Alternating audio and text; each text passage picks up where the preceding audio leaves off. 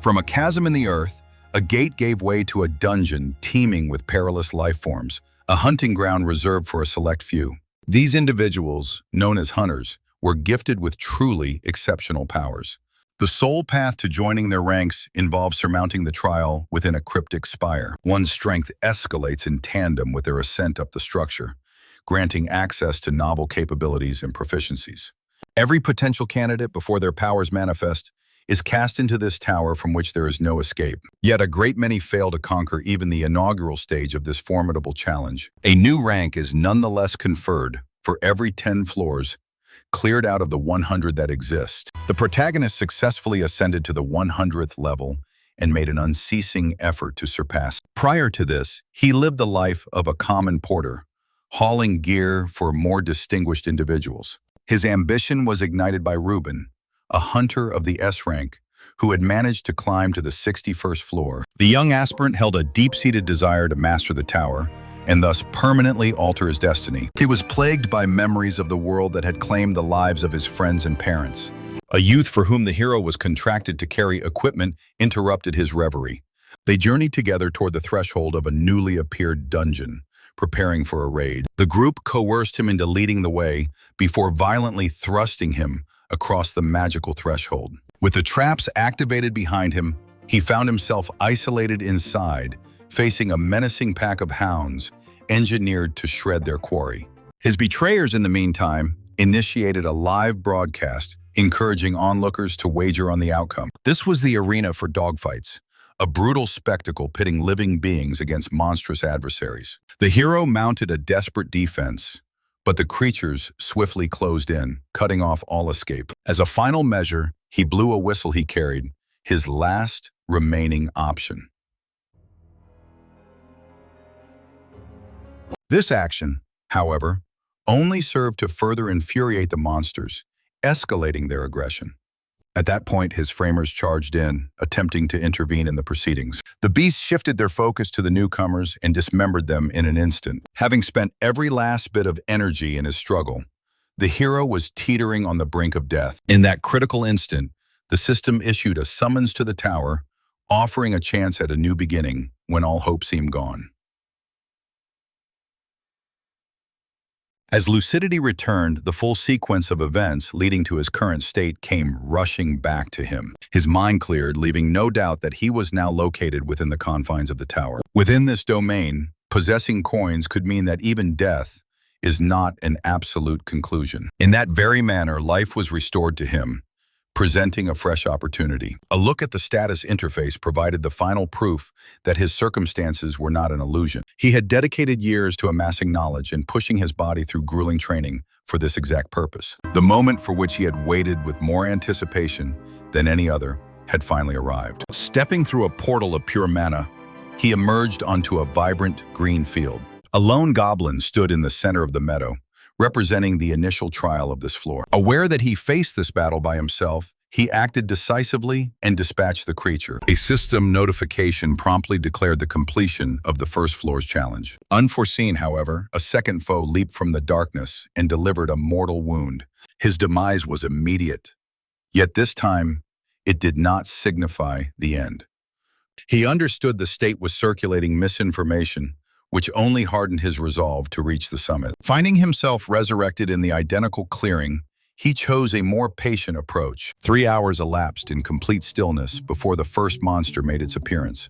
Rather than engaging immediately, he elected to observe the situation from a safe distance. The goblin moved with great care, which then allowed him to notice a second one positioned not far away.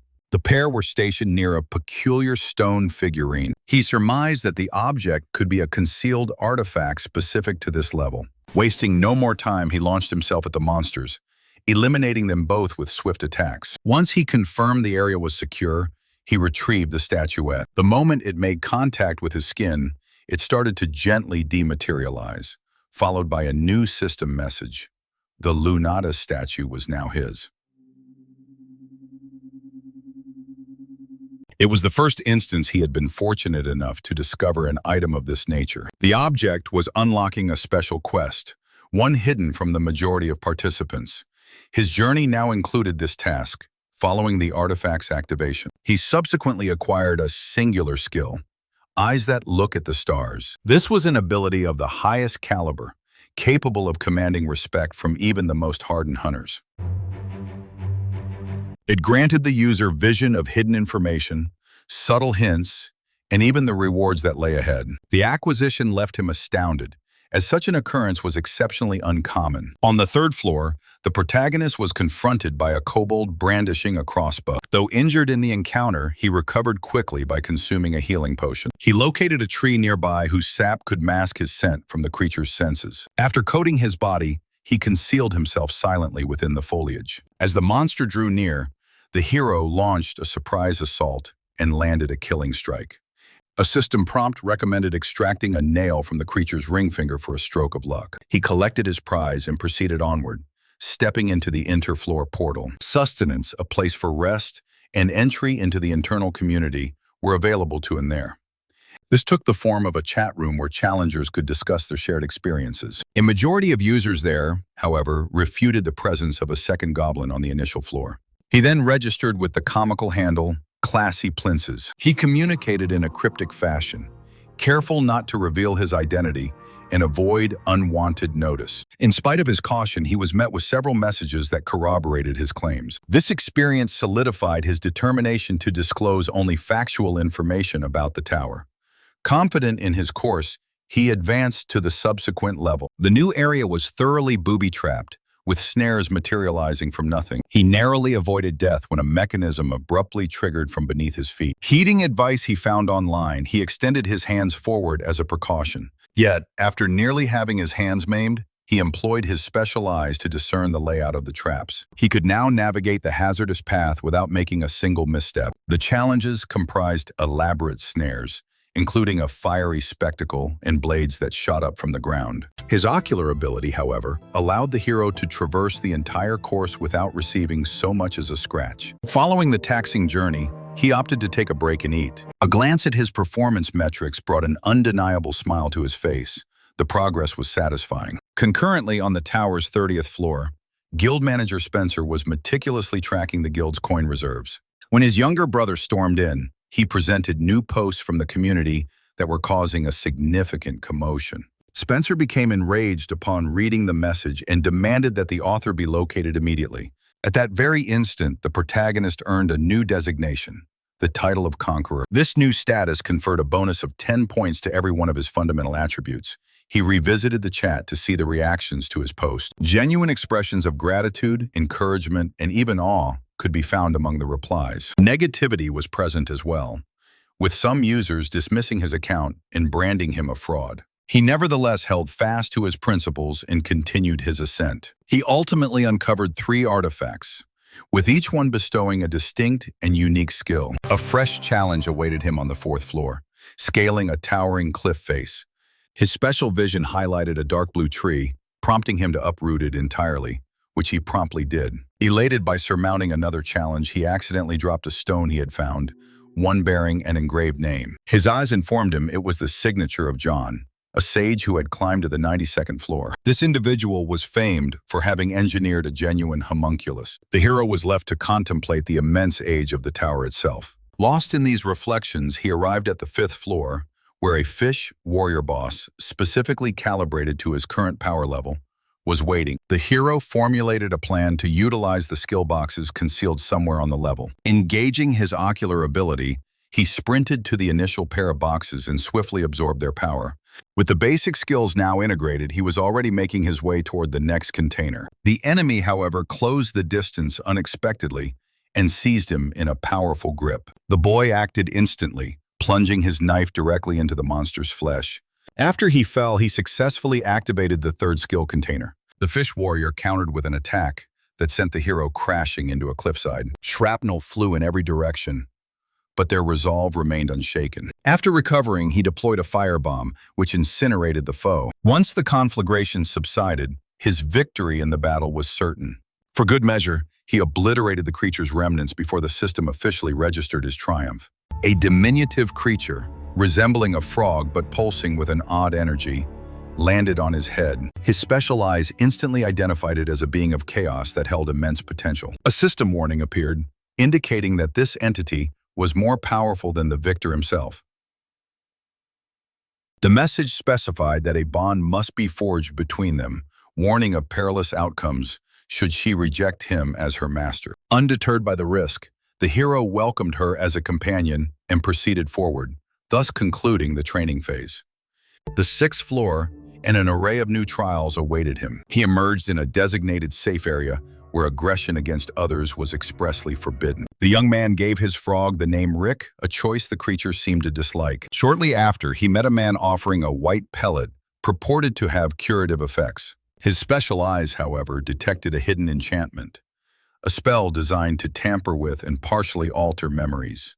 Left with no other apparent option, the hero consented to accept the pellet. Their conversation was cut short by the arrival of another challenger. In that moment, Rick snatched the pellet and consumed it, while the main character merely feigned eating his and departed. Upon reaching a guest house, he resolved to compose another message regarding the pellet and the floor's secrets. Following that, he consulted a guidebook to continue investigating his newfound abilities. Access to the tower's internal auction house soon became available. The selection was vast, but his special eyes were drawn to the yellow torso piece of Filane's armor. While the cost was questionable, his skill validated its value.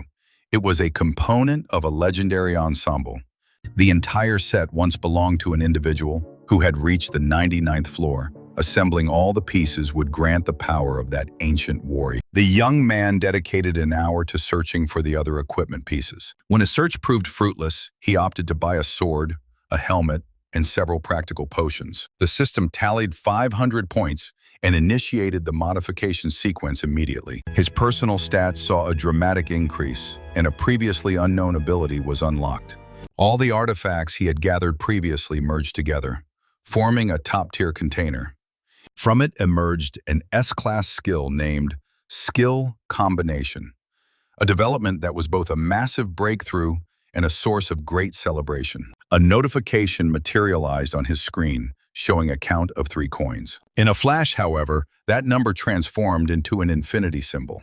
He understood that he now possessed the means to reach the very top, but only 2 exit strategies from the tower existed. The first option involved conquering it in its entirety, while the second required expending every last coin. The choice was clear, considering the boon he had just been granted. He came to the sobering realization that clearing 100 levels might consume the better part of a decade. This thought was deeply disheartening. Yet halting his progress was not a viable option. In the main square outside, meanwhile, a rigorous inspection of every person emerging from the portal was underway. These measures were put in place by Adam, the floor manager, who bore the mark of a killer and was searching for a specific individual. The young man responsible for the inflammatory reports, including the 4th one that had sparked such rage, was brought before him. The manager, consumed by fury, physically assaulted his subordinate under suspicion of treachery. His suspicions centered on the person who had been posting the frank truth within the community forum. He subsequently issued a command to seal every portal on the current floor. His objective was to locate the individual capable of subverting the system. During this time, the traveler, having just completed his meal, overheard a discussion at a nearby table. The men were talking about the peculiar new restrictions and the abrupt sealing of the passageways. He then proceeded to the outskirts of the area to verify what he had heard. Initially, he opted to simply observe, until he became the witness to a massive explosion. On the opposite side of the level, panic and fury seized the crowd as people began to resist and demand answers. This continued until Adam's arrival caused everyone to instinctively retreat, but a flash of light drew his attention toward the explosion's epicenter. There he encountered the protagonist, who had been observing the unfolding drama and immediately prepared for a fight. A notification appeared on the screen. Upon winning, Elion would claim his opponent's skill as a reward. His adversary was skilled in kicking arts, punching techniques, and one other unidentified ability. He launched a signal flare high into the air, summoning reinforcements from his guild. A fierce battle erupted between them, with each combatant unleashing their unique skills.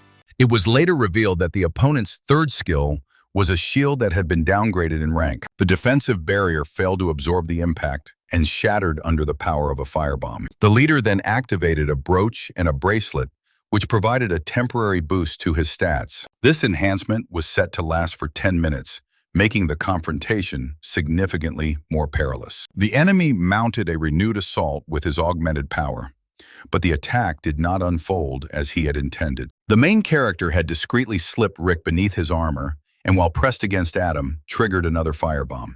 Shielded by the armor, Rick began to administer healing from within as the explosion raged around them. The synergy between the fiery blast and the restorative support proved to be the winning factor.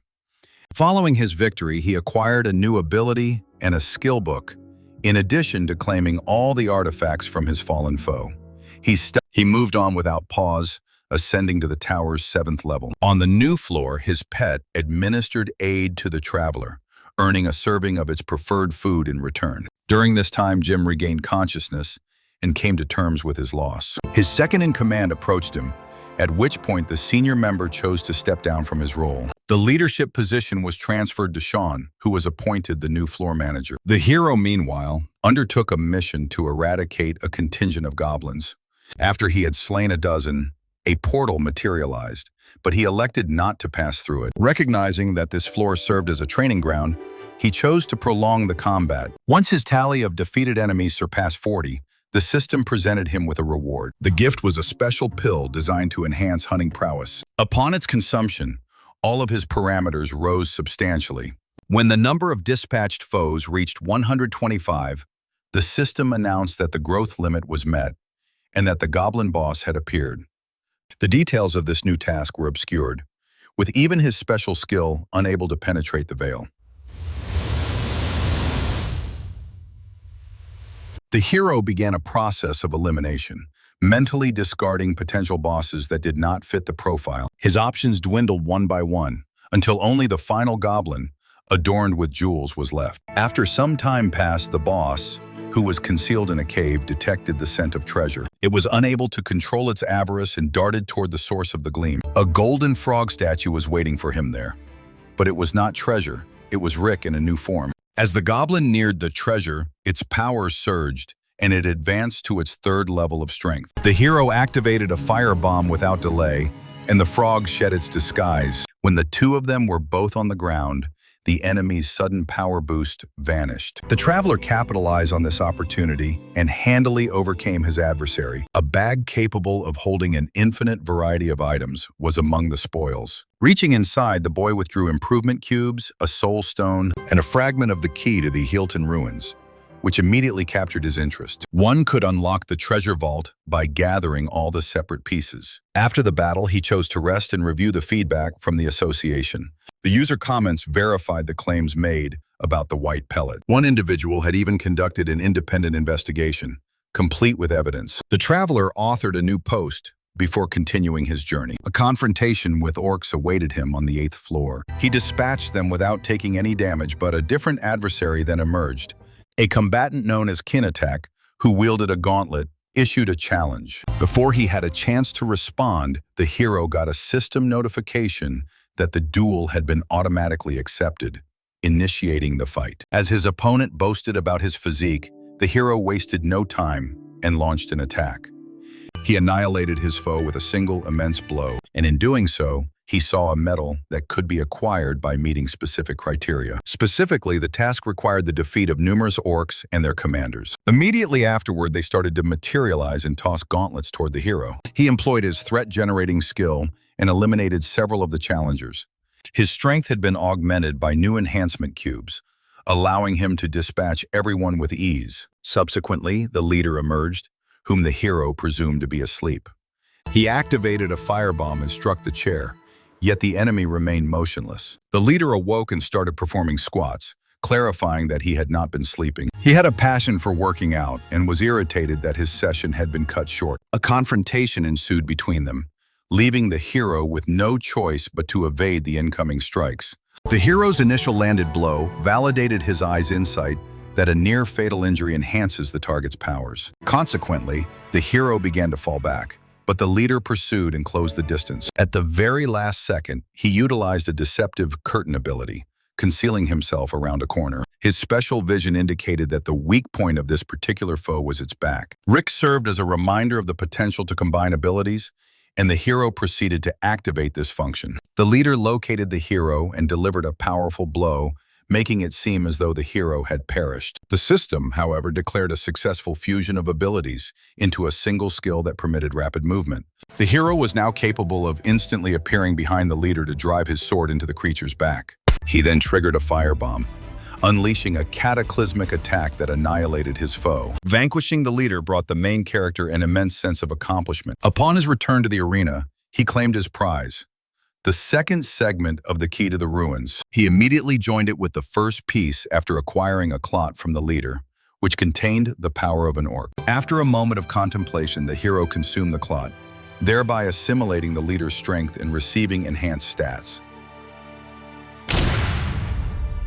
The odor was unbearable for Rick, prompting the hero to go take a shower. Once clean, he inspected an alarm he had previously set and kindled a fire within a pre-dug pit. They then settled down for a meal, during which the hero read articles and posted his own updates.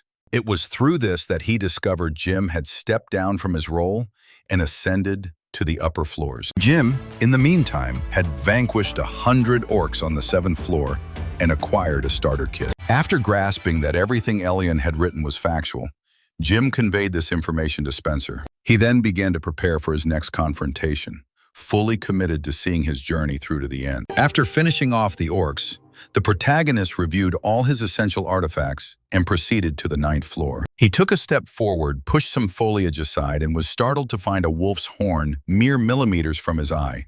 Elion reacted in an instant, seizing the wolf and destroying it, only to be ambushed by the entire pack a moment later.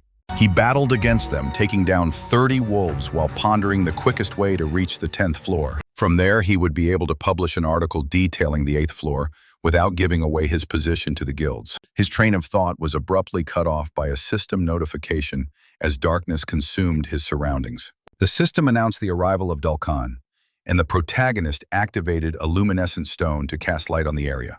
He suddenly sensed something moving past him at great speed. Gripped by fear, he could only speculate on what the entity might be. When the monster manifested behind him, Elion's attack passed through it harmlessly. It simply phased through the hero, inflicting no pain whatsoever. A system message then clarified that these were obtectors, spectral beings that siphon a portion of one's abilities and strength. The main character had no alternative but to flee as the obtectors relentlessly attacked, draining his magical reserves. They eventually cornered Rick, who managed to destroy several of them with a blast of acid. The hero used the key, which held a fragment of sacred power, and succeeded in vanquishing several obtectors. After a period of struggle, the obtectors were eliminated, and the night finally gave way to dawn. A horned wolf suddenly materialized before him, which he initially embraced before strangling it. He resumed the fight, eliminating another 30 adversaries just as night began to descend again. The main character, however, was prepared for this eventuality. Using artifacts he had previously crafted, he fashioned weapons from sacred power and began to annihilate the obtectors. Their numbers dwindled with every strike he landed, until he had defeated a total of 100. He crouched down, started a fire, and accessed the association's forum to review the latest comments. Upon reading the feedback, he resolved to compose a new article. At that moment, he got a friend request from an unknown user named Todd. The protagonist identified this new contact as one of the commentators who had been supportive of his posts. After checking the review, he saw his status had improved, granting him a new statistic, luck. Placing his faith in this new attribute, he accepted the request, and Todd began to recount his story. It was revealed that Todd's deceased brother had been a novelist within the Goran Guild. Novelesses are individuals specially cultivated by guilds to serve as their primary combatants. Goran stood as the most prominent guild, widely recognized for its power and influence. Todd revealed a strategy for reaching the 13th floor, which his brother had previously detailed in posts. To prove the authenticity of his information, Todd sent an artifact as evidence.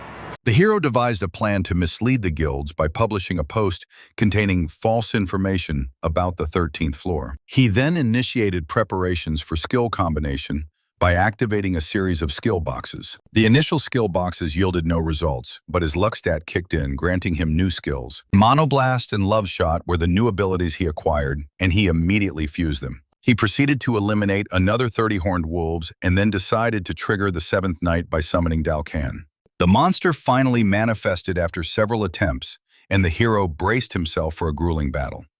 He utilized night vision to accurately aim his firebomb. The blast, however, inflicted no harm on the creature, prompting the hero to try using his power-up cubes. When that also proved ineffective, he commanded Rick to spray acid.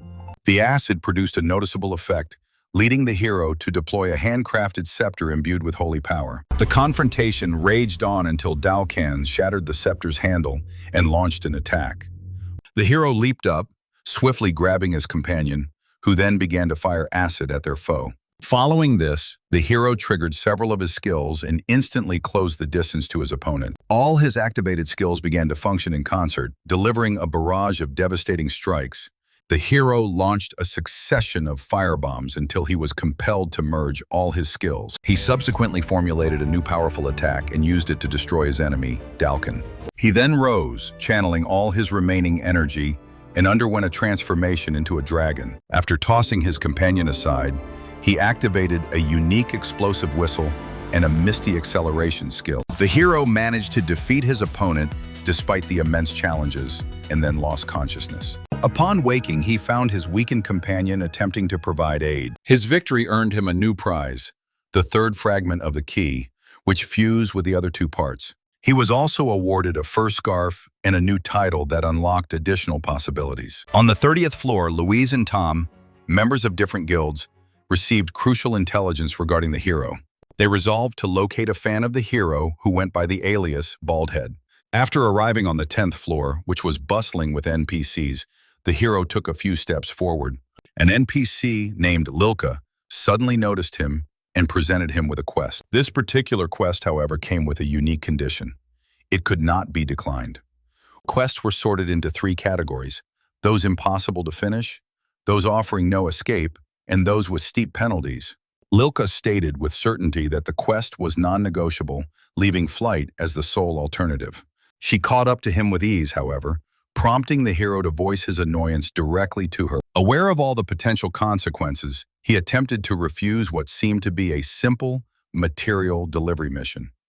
But upon spotting Rick, Lilka offered him a set of incredible S-level artifacts instead. The hero declined the artifacts as well, his intention being to continue nurturing his pet's growth. Lilka eventually chose to depart, leaving him to his own devices. After securing lodging at a guest house, the hero pursued a quest that held greater appeal for him. This was an event hosted at the Kildor's Hall Arena, where hunters battled for an extravagant reward. He donned a mask to conceal his face and approached the owner to register for the event. He found the owner asleep and proceeded to wake him. Kildorus reacted with startling hostility, lunging at the hero without offering any reason. The hero, finding himself in the arena, was initially taken aback by the owner's unprompted aggression. After mistaking the main character for a monster, he attacked, but calmed down upon recognizing his error. He apologized profusely and recommended that the hero register for the competition under the name Demon's Eye. Furthermore, he vowed to increase the prize money for first place, which gave the hero pause. Uncertain of his ability to secure the top spot, he saw an opportunity to leverage the situation. He made a threat to report the incident of an NPC assaulting a person without provocation. The arena owner responded by sealing the space and granting him direct entry into the competition, bypassing the preliminaries. Having accepted the terms, the hero learned that the finals would feature an uneven number of contestants. The one participant left without a match would be declared a victor by default, and he was designated for that role.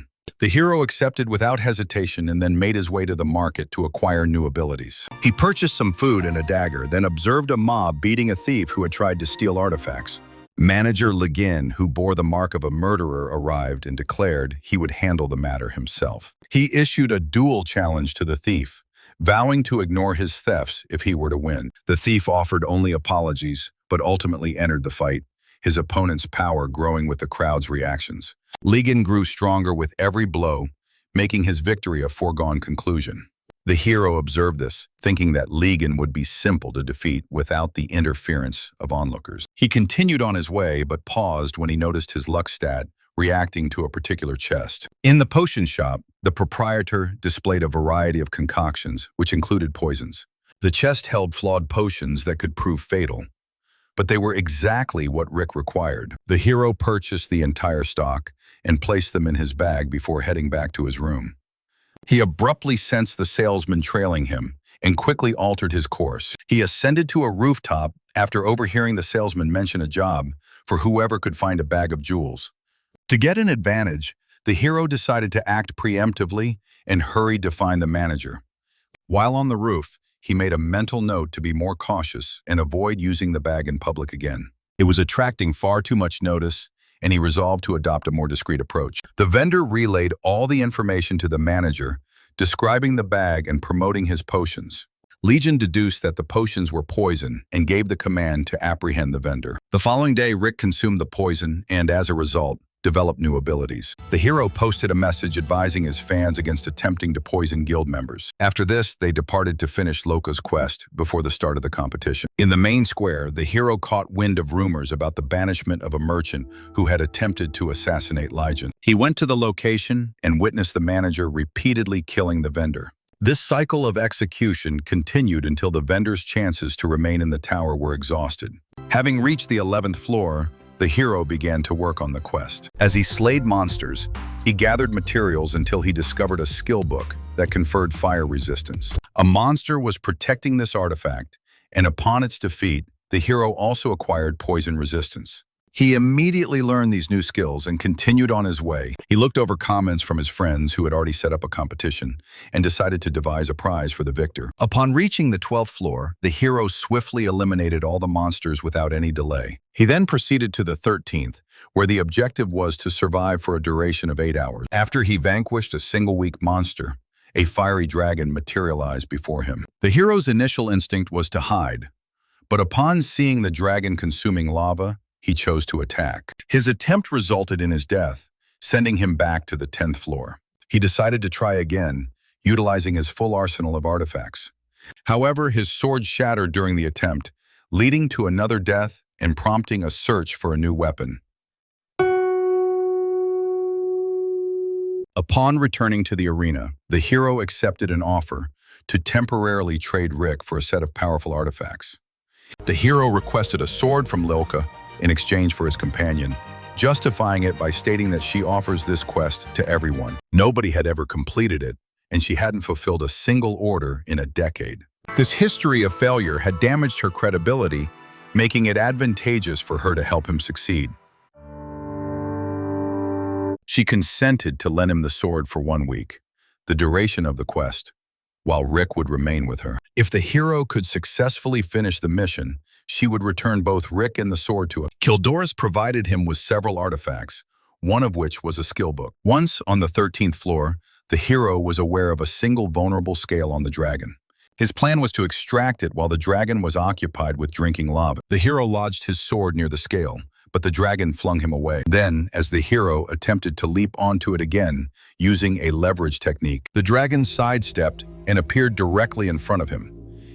After a lengthy retreat, the hero stopped and activated an artificial knight infused with obtectors. He made an attempt to pull out the scale, but his sword slipped, forcing him to continue the effort with his bare hands. He eventually succeeded in tearing the scale free, but died in the process of completing the quest. Finding himself back on the 10th floor, he observed that spectators had already filled the arena. Half of the audience was composed of members from various guilds. The organizer announced the start of the competition as the hero made his way toward the waiting area. He mistakenly found himself walking directly into the arena itself. The declaration of 15 contestants sparked outrage from the audience, who deemed it unfair. In response, the organizer devised a penalty for the participant who had bypassed the selection process. He confiscated one's skill, a minor penalty considering most people had only 3 or 4. The main character possessed a great many more, making this the most lenient punishment possible for him. When presenting the skill for removal, the organizer only displayed its rank, but the hero recognized it as night vision. He was quite pleased with this outcome, and soon after, the first round of the tournament commenced. The first contestant announced was Yun, the future manager of the arena. His challenger was an unknown fighter whose requested prize was a dinner with the princess. The hero checked the community and discovered that your bald head had ascended to the 10th floor. The competition in the arena served as confirmation, and audience members started to recognize the user. The hero's mask was drawing attention, and he received a compliment on his fashion choice. Your bald head initiated the fight abruptly and defeated Yun with a single strike. The floor manager, who had been watching the fight, declared a plan to deal with the bald-headed fighter. He intended to eliminate this combatant after the tournament, but his deputy delivered some unwelcome news. Most of the guilds had issued orders against killing the bald-headed man, as they wished to recruit him. The bald-headed fighter proceeded to dominate his group and secure first place. The hero was later introduced as the Eye of the Devil, with Jim announced as his opponent. The protagonist opted against using his firebomb to avoid revealing his true identity. The match began, with the hero moving with great speed and leaving hidden traps with each movement. He excavated a pit behind Jim, who subsequently fell into it. Just as the main character was about to defeat his opponent, Jim unleashed bursts of mana. This tactic impeded the hero's ability to move, after which Jim deployed smoke bombs. They were obscured from the audience's view when Jim suddenly tore the mask from the hero's face. Jim recognized him the moment his helmet activated. Although not entirely certain if this was classy punk, he was under orders to find out. Jim declared that he would ascend the tower to confirm the authenticity of this individual's posts. He pledged his assistance if everything proved to be true. The hero pulled his mask back into place and the battle resumed. This time, he created an even larger pit and activated a firebomb. The hero defeated Jim, and Kildoros declared a brief intermission. The main character, however, insisted on continuing the battle immediately. His next challenger consented and was defeated just a second after the match started. The hero hurled a stone at his opponent's face as the bald-headed man watched the fight. He aimed to win first place, intending to dedicate the victory to classy Plint Seba, whom he believed to be a woman. Upon opening the community forum, he discovered numerous invitations from guilds. An additional message was from his beloved. The classy Plinus had been unable to witness the fight, but she pledged a future meeting contingent upon his victory. Kildoros detailed the rewards for the finalists just before the ultimate battle commenced. For the third-place finisher, there would be 1,000 points and entry to the training arena. The runner-up was promised 3,000 points and a B-level designation. First place would earn a trophy, 5,000 points, a skill book, and the privilege of summoning Kildoros once. A frenzy took hold of the guild members, who were determined to claim the prizes regardless of the winner. The final match started, pitting the hero against the bald-headed fighter.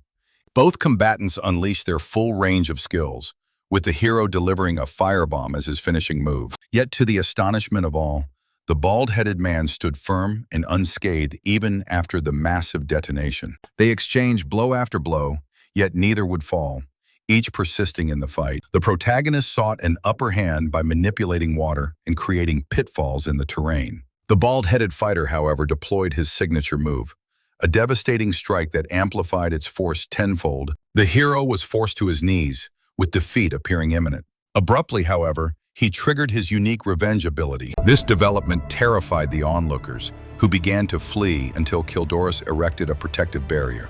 Once the colossal explosion subsided and the dense fog cleared, a single victor remained: the hero. The hero's gaze immediately snapped to the manager's seating area, sensing something amiss. The bald-headed man was later transported to a room where he eventually awoke. Upon regaining consciousness, he was imbued with the breath of a green dragon. This gift enhanced his stats and granted him immunity to poison. He reported his defeat to the clerk before exiting the chamber. The managers were already lying in wait for him outside, poised to take him into custody. The bald-headed man spotted several exceptionally powerful individuals trailing the managers within the crowd. Suddenly, representatives of Kildoros emerged, but they were ignored and simply shoved aside. He then understood that a fight was unavoidable and steeled himself for a full-scale defense. The mob advanced on him, compelling him to take immediate action. At this time, the main character, who was searching for Lilka, ran into the familiar arena owner. The owner offered to guide him to his destination. During their walk, his companion attempted to probe for more information about the bald-headed man. The hero, however, chose not to divulge any community secrets. They found Lilka, and he promptly gave her the dragon scale he had acquired. He then made his way directly to the individual he had intended to retrieve. His companion, now attired in opulent garments, was already there and rushed to embrace his master. At that precise moment, the earth trembled as an earthquake began. The arena owner recognized the signs instantly, and the protagonist also became aware of the situation through the community forum. System protocols prevented the owner from intervening, so he offered a new mission instead. The hero accepted without hesitation, donned his mask, and departed for the site of the conflict. Upon reaching the location, he declared that he was operating under the authority of the police, They positioned themselves side by side and charged into the fray together. Their fight was relentless, affording their adversaries no opportunity to recover. The main character suddenly observed Lijin struggling to stay on his feet amidst the chaos. He wasted no time, rushing forward to strike at his beleaguered opponent. In that instant, Rick ejected a stream of poison, which forced the enemy to discard his armor. This move exposed a vulnerability, and the hero swiftly landed the finishing blow. Glancing back, he saw his friend lying motionless on the ground as the crowd viciously beat him, preventing any recovery. Ignoring his own exhaustion, the hero dashed to his aid without a second thought. Suddenly, threads of mana cascaded from the sky, enveloping them. A recognizable figure appeared on a rooftop, tossing smoke bombs. This diversion provided them the cover of fog needed to make their escape. They successfully made it to the arena, where the familiar owner was waiting for them. The injured party was placed inside a specialized capsule for recovery. The main character, meanwhile, decided it was time to get some answers. He was curious about the system's focus on interactions with non-player characters. It was clarified for him that the majority of people view them as mere objects without life. A genuine bond, however, could be forged through emotional connection. With this understanding, he began to ask if there was any information available about his friends from the community. He mentioned familiar names in an effort to gather any possible intelligence. After a brief moment of silence, his conversational partner deduced his identity. The hero admitted that he was the one operating under the Plince's alias. In exchange for this information, he requested that his friends on the 10th level be kept safe. His primary objective was to ensure the protection of those he cared about. They consented to provide assistance, and the arena owner even included a small token of goodwill. The protagonist expressed his gratitude, put on his mask, and set out for the enemy organization's headquarters. He swiftly incapacitated the 2 guards posted at the entrance without any delay. Meanwhile, Lilka was pondering why the arena owner would extend help to a virtual stranger. He explained that he viewed the bald-headed man as his successor, a revelation that greatly surprised her. As they conversed, the traveler cleared another level and vanquished another boss. He paused briefly to open the community forum and catch up on recent developments. The report stated that the highest-ranking members had departed from the tower. It was also revealed that the guilds had been dealt a significant penalty. For their assault on a participant, they were barred from tournament participation for the next 5 years. The competitions themselves were put on hold for a minimum of 2 months. Lilka, in the interim, would be assigning new quests, which were not expected to be pleasant. After receiving his new assignment, the traveler issued a public caution to the guilds about potential repercussions. His post served as a clear warning to anyone considering harming his friends. Following this, he continued his journey, ascending to the subsequent floor. Legions of the undead, including zombies, witches, and skeletons, awaited him there. He initiated the battle by incinerating all the witches with fire first. He then torched several zombies, clearing a path for himself to advance. The skeletons, however, were immune to poison, water, and even flames. In response, the traveler excavated a vast pit directly beneath their position. He then triggered his explosion skill multiple times in succession, reducing everything within the pit to ash. The system granted him a reward, a statue marked with an unfamiliar symbol. He suddenly had the realization that his battlefield was once a tranquil village. Now the area was controlled by embittered souls consumed by resentment, a place he knew was ruined by a witch who unleashed a plague. The truth was that it all transpired during a savage attack amid a war. The system presented the option to accept a new mission, which he accepted. At that moment, the statue he was holding began to transform before his very eyes. In its stead, several colossal beings composed of pure energy materialized. They immediately surged forward, commencing the purification of the cursed territory. The giants began their work of eradicating the evil spirits, purging the land of its infected souls. The traveler, meanwhile, was lost in thought, unable to find any clear clues. The mark of heresy had been devised by the Order of Fire for religious indoctrination. Their goal was to force a new system of belief upon all residents of the peaceful village. Their refusal triggered a brutal war that altered the region's history forever. The people were branded as heretics and transformed into zombies and skeletons. Upon grasping the full truth, the traveler understood he was now allied with the damned. Unwilling to accept this, he charged at the giants, felling one after another. He eventually made his way to a roof that offered a complete vantage point of the battle. Noticing that the evil spirits were protecting the center, he immediately made his way there. Once there, he used the power of his eyes to unearth a statue of the ice goddess. This was Prelia, an icon of a forgotten order that had once held dominion over these lands.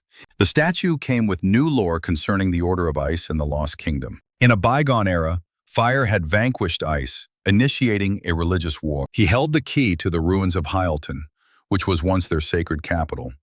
He suddenly realized, however, that his conclusions were leading him down the wrong path. The genuine conflict was a long-simmering rivalry between two powers that was now reigniting. The statue seemed to react to this revelation, shattering into fragments that merged with the evil spirits. This fusion amplified their power significantly, intensifying the difficulty of the battle. Every combatant on the field received a power boost, and the traveler activated the gift from the arena owner. A savage fight then broke out between the followers and the monstrous forces. A particular witch stood out among the support units, continuously empowering the defenders of evil. One of the horsemen provided assistance, helping the hero reach the primary antagonist. He attempted to land a finishing blow, but the dark giant was regenerating with incredible speed. The seeker then used his special vision and discerned that the creature's core was its entire body. The only viable solution was to bisect it completely, a task he then performed. Yet, the being regenerated instantly, and now two of them stood before him. This forced the traveler to attempt an escape, but the monsters rapidly closed the distance. A horseman saved him just a moment before defeat by positioning himself between the hero and his pursuers. He held back the giants, creating an opportunity for his ally to drink a potion and recover. After regaining some composure, the seeker reviewed his strategy and took out his skill books. He acquired new techniques, which he promptly fused into an ability called Return of the Deceased. He also gained the ability to enhance one skill by having it absorb another. Instead of a standard enhancement, however, the abilities merged to form a new one, Freezing Breaks. Armed with a fresh set of powers, he charged back into the fight against the giant. He waited for the giant to attack, and in that same instant, he activated his new technique. Following this, his stats increased dramatically, giving him a significant edge. After a few precise attacks, the dark giant was annihilated. By defeating the second giant, he acquired the fire element and earned the gratitude of the villagers. But then, everything shifted and a vision of a peaceful land appeared before his eyes. A stranger stood at the center of this illusion, holding both the sword now owned by the seeker and the woman. The scene erupted in flames, transforming the vision into one of chaos and conflict. Upon his return to reality, he saw an ice crystal with a connection to Hyalton. He also came to understand that the sword itself carries a portion of that same power. In place of the anticipated reward, however, he only gained the favor of the fire element. Infuriated, he pressed on, ascending to the 16th level. There, he encountered the fire augs, spirits of flame that showed no aggression. These entities, while monstrous, possessed the potential to become allies. Individuals who could command such spirits were known as Masters of Souls. The traveler subsequently enhanced his fire resistance and upgraded the functions of his store. After checking the community forum, he learned that one of his companions had made it to level 10. He desired to meet with this ally, but the person was occupied with training under a mentor. Another of his acquaintances had been given a mission from the powerful ruler of that floor. This friend then resolved to reach level 20 at all costs, determined to follow the hero. The traveler, meanwhile, started his journey to the 17th floor, instructing the spirits to delay his friend. He also clarified to Rick his intention not to release any data from the 15th floor. His friend, in the meantime, proceeded to the 11th level without waiting for a reply. Upon entering a desert region, the traveler was given 3 new tasks to accomplish. The first task involved locating an oasis, so he made that his initial destination. An argument erupted between him and his companion at the location, which drew the attention of nearby creatures. The hostile creatures were, however, defeated swiftly and without significant effort. His attention was captured by the key from the ruins, which had begun to emit a strange glow. He started to excavate, seeking the origin of the key's reaction, as his companion rested on a rock. Observing him, the hero realized that his companion was lounging on the remnants of ancient architecture. He then submerged himself in the water and instinctively knew the direction he needed to swim. When he accessed his store, he began searching for scuba diving gear. The cost of the items gave him pause, so he reached out to a friend for assistance. His friend sent him instructions on how to manually craft a special mask. He began the crafting process using a fish that had a human-like face. After peeling off the scales, he steeped them in a mild acid solution for 15 minutes. Once they were dry, his special eyes revealed that the scales were quite valuable and could be used to create a rare, high-class elixir. In short, he began to gather more scales, now aware of their potential worth. The mask was eventually completed, and he and his companion descended into the water. At the bottom, a fissure opened before them that looked like a keyhole. After passing through, he saw two statues, one of a fire goddess and one of an ice goddess. A swarm of monsters, familiar from previous encounters, then charged at him. This time, however, the creatures assaulted him from two directions, complicating his defense. He eliminated them one after another, until only the two most powerful ones were left. These were third-level creatures that were noticeably more durable than the rest. Rick discharged poison, which successfully weakened the icy defender. The hero used a firebomb to finish off the weakened enemy, leaving it no chance of survival. He defeated his fiery adversary with much greater speed. The door, leading to the next trial, then opened before him. The initial section of the chamber was ablaze with fire, but his protective gear allowed him to pass through unharmed. The second section was filled with a paralyzing, icy cold. To endure this, he instructed his companion to generate heat from within. He, in the meantime, employed a skill to shatter the ice barriers. He successfully navigated the second zone as well, revealing a passage that led further. He entered a vast treasury, overflowing with jewels and enchanted objects. A figure stood in the center, who revealed himself to be a member of an enigmatic order. While his level was concealed, his immense power was immediately palpable. For having passed both trials, the traveler was granted permission to select one artifact. He could only touch a single item from among the thousands, and only for an instant. His special eyes indicated which artifact deserved his attention. He followed his intuition, approached the indicated object, and made his selection. Before him was the blade of a frost sword, which appeared to be the very embodiment of cold fire.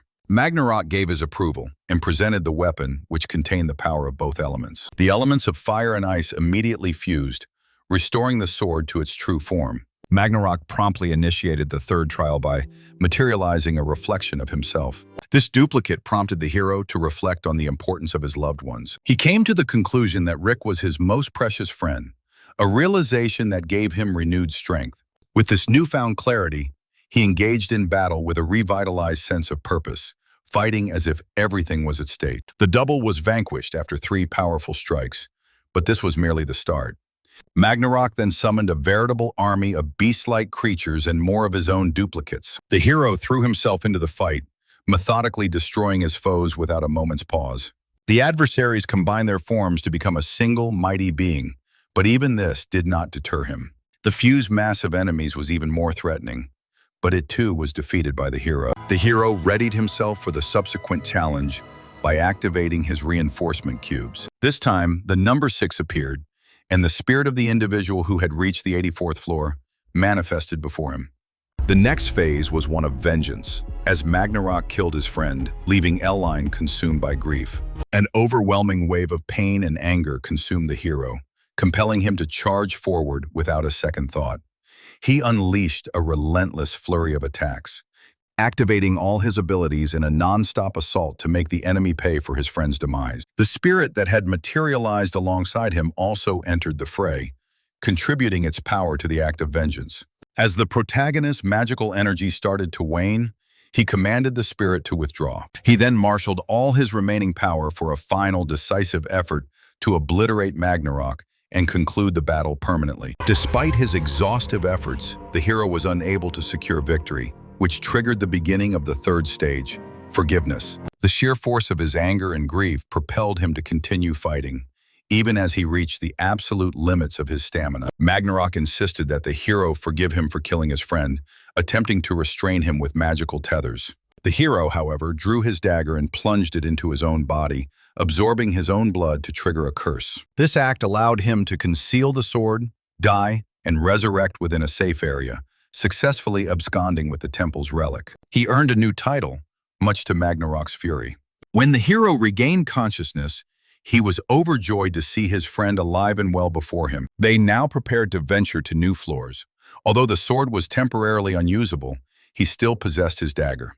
His most significant gain, however, was the new title of Relic Robber, which provided a means to augment his power. This implied that every relic he stole would bolster his sacred power, leading him to devise a plan to mentally break Ragnarok. The Order's representative sensed an immense magical aura from the individual who had already cleared 2 chambers. He was hopeful that this person would become a steadfast pillar of support for the Order in the times to come.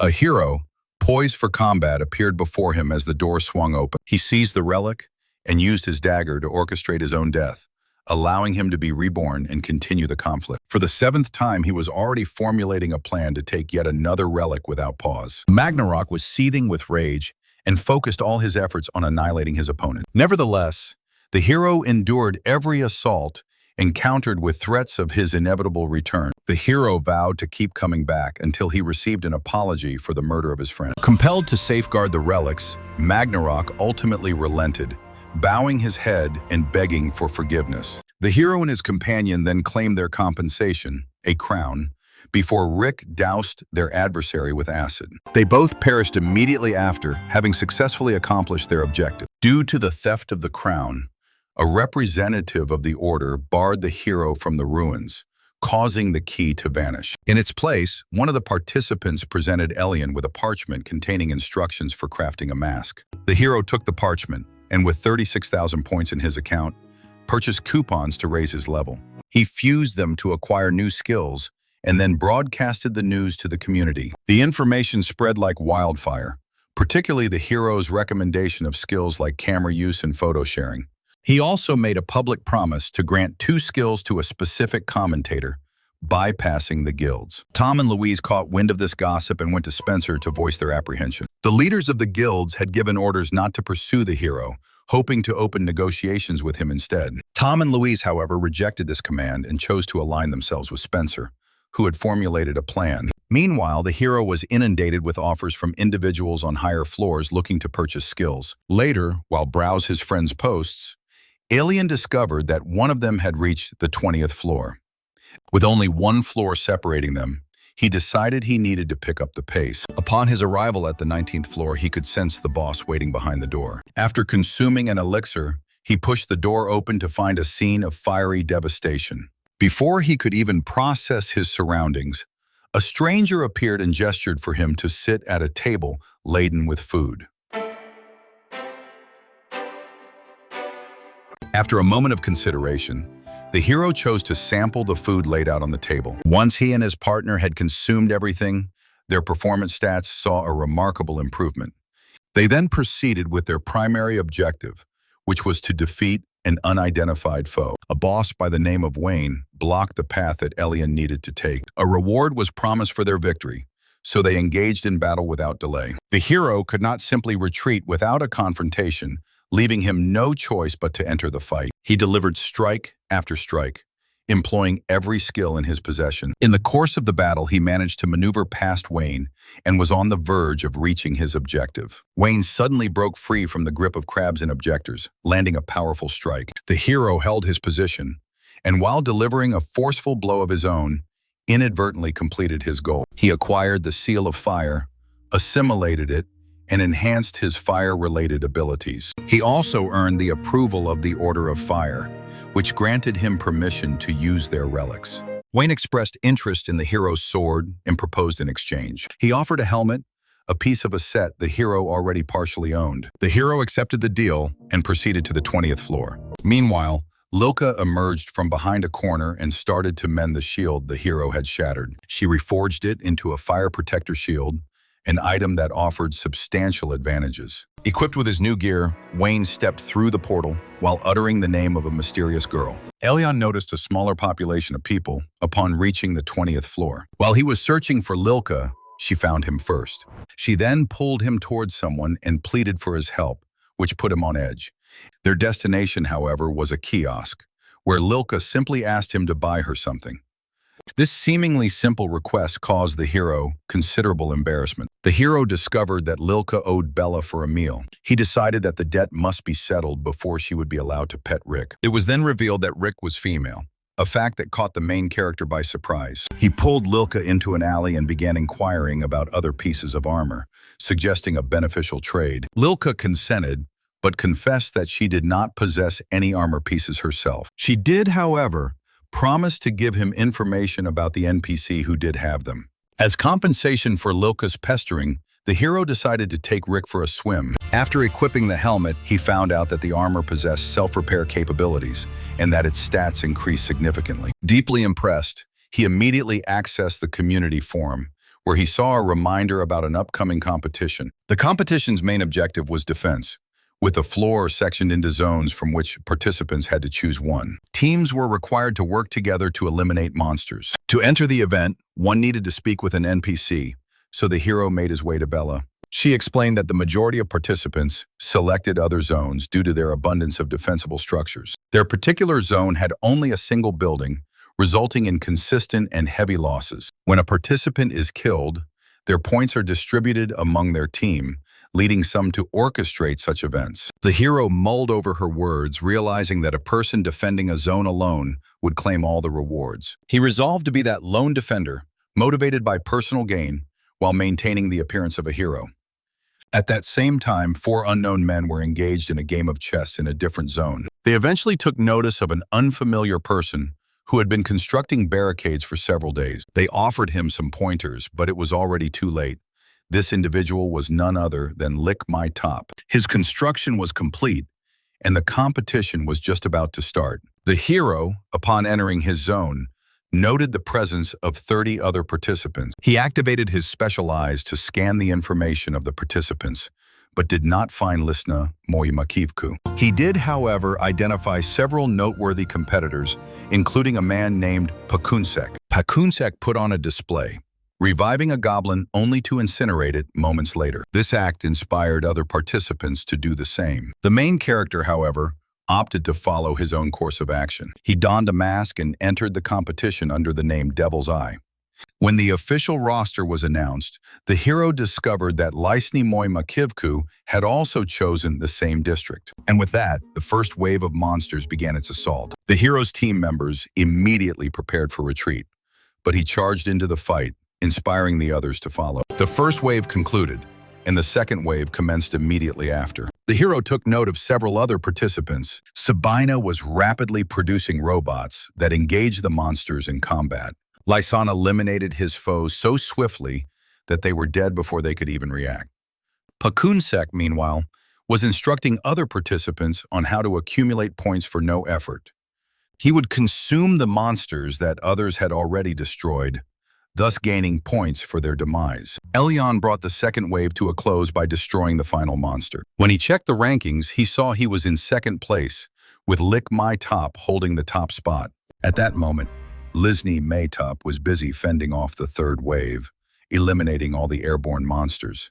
He then transitioned to the ground forces and was the first to clear the wave. Upon checking the rankings, however, he was shocked to see he had dropped to second place, with Elion now in first. The hero, meanwhile, was engaged with the fifth wave, battling level 3 monsters and racking up points. He was fighting with everything he had when he saw that Lysan and Sabina were barely able to stand. His attention then shifted to Pakunsek, who was actively undermining the perfect synergy of their strategy. The plan involved the hero engaging the front line while Lysan and Sabina eliminated the remaining enemies from the rear. Pakunsek, however, had positioned himself behind them, attempting to kill Lysan and Sabina to steal their points. The hero appeared next to Sabina in an instant, grabbing her and destroying the attacking monsters. He then rushed over to Lysan and saved him as well. Pakunsek and several other participants then approached him, asking for his help. The hero aided them by creating a holy shield to protect the group. He forcefully pushed Pakunsek away, denying him entry to the shield, which led to his death at the hands of the monsters. The hero then turned toward the enemy horde as Sabina and Lysan felt the shockwave of an explosion. After the blast, the dome vanished, and the hero emerged from the fog, declaring their victory. They were the first team to defeat all the monsters. Following their triumph, the other participants thanked the hero, and Lysan and Sabina formally introduced themselves. They mentioned a recently established fan club, led by Todd, where they shared information. The hero learned he was ranked second and decided to tear down the barriers surrounding his area. He grabbed his sword and ventured into the other zones. Meanwhile, The bald-headed individual who had ranked first was unable to savor the victory, as the leaderboard had updated. This person removed their helmet, revealing herself to be a girl named Lily. It was revealed that she is a gold medalist in volleyball with a strong aversion to losing. After the competition concluded, the barrier fell, and Lily found herself face-to-face with a crowd of guild members. They requested to speak with the classy princess, offering gifts as an incentive. The hero, in the meantime, was dining with Lilka at Bella's and inquired about the parchment fragment he had received. Bella recalled that a similar artifact was stored in the warehouse. After examining the parchment, Lilka concluded that it was likely a trigger artifact. This classification suggested a connection to a quest or ruins, hinting that it could be a key to something significant. The hero grew curious about how NPCs acquire the artifacts they offer as quest rewards. Lilka explained that they either purchase them through the system, trade with other merchants, or find them through their own efforts. She also mentioned her willingness to share the specifics of system purchases for a fee of 50,000 points. Given their level of trust, however, she could have disclosed this for a lower price. Elion thanked her with a gentle pat, which caused Lilka to feel a bit flustered. Bella appeared at that exact moment and also made a comment about the interaction. Lilka became angry, splashed Elion with water and fled, while Bella explained the context. She clarified that every NPC has a specific role they must adhere to, which is why Lilka felt ashamed. Bella then presented him with a second piece of parchment, which was a map to treasures concealed on the 28th floor. Elion expressed his thanks, promoted Bella's stall in the community, and then made his way to the 21st floor. There, he defeated monsters, acquired a skill book for cold resistance, and received a victory reward. After obtaining a skill improvement ticket, he used it to enhance his luck stat. It didn't take long for his luck to pay off, as he discovered something of value buried in the ground. Elion excavated the area and unearthed the third map fragment before moving on to the 22nd floor. He submerged himself in icy water to raise his cold resistance level. Following this, he invested 52,000 points into enhancing his skills. Rick, meanwhile, announced that she was hungry, so Elion allowed her to pick out their lunch. While she was making her choice, he was busy buying the necessary ingredients for an elixir. He later negotiated a deal with Todd for a skill book on potion making. In return, he offered a brooch of seething power and 5,000 points to fund a fan club dinner. Elion was pleased with the transaction, as it left him with a balance of 45,000 points. The system, however, suddenly informed him that Rick had spent the entire 45,000 on a takeaway buffet. This news infuriated Elion, and he moved to cancel the buffet order. The system, however, issued a warning that doing so would result in a confrontation with combatants. These individuals specialized in hunting level 5 to 6 monsters for their culinary ingredients. The hero accepted his fate and proceeded to the 24th floor to retrieve a piece of armor. After clearing the 23rd floor, the hero advanced to the 24th to undertake the quest given to him by Lilka. He soon arrived at the Aquity Cave, where he was met by snowballs. These clumps of snow appeared harmless from a distance, but were actually poisonous. Inside a cave he had previously discovered, he found a strange carving of a pose. The door opened after he successfully mimicked the pose. He cleared several more similar challenges before arriving at a dance floor. Here, the objective was to win a dance-off without resorting to any combat skills. Victory would grant him the material for Lilka and another piece of parchment. The hero, however, was eliminated in the initial selection round, but luckily, a second round was announced. He was joined by 9 other participants in this subsequent round. The hero's attempts to eliminate his rivals were futile, as he was unable to inflict any damage. Rick then intervened, striking a blow that shifted the dynamics of the competition. When the supplementary round commenced, the hero was the sole contestant to take the stage and was therefore automatically accepted. The main round started and the hero incorporated his skills as visual special effects. He performed a dance routine he had practiced before his arrival. He initially placed third, an outcome that did not satisfy him. By incorporating even more spectacular effects, he ultimately secured the first place position. Along with his prize, the hero received the crown of the Dancing Master and a new title. This title provided a means to boost his stats through the act of dancing. He then departed for a snowy mountain to find the merchant Lilka had told him about. The merchant, Alias, had a fondness for flowers and dresses and was known to be quite powerful.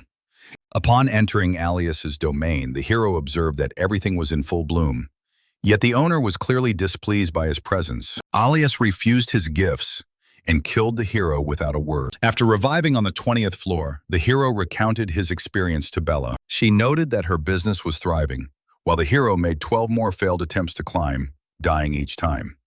On his 13th attempt, he decided to enlist some help.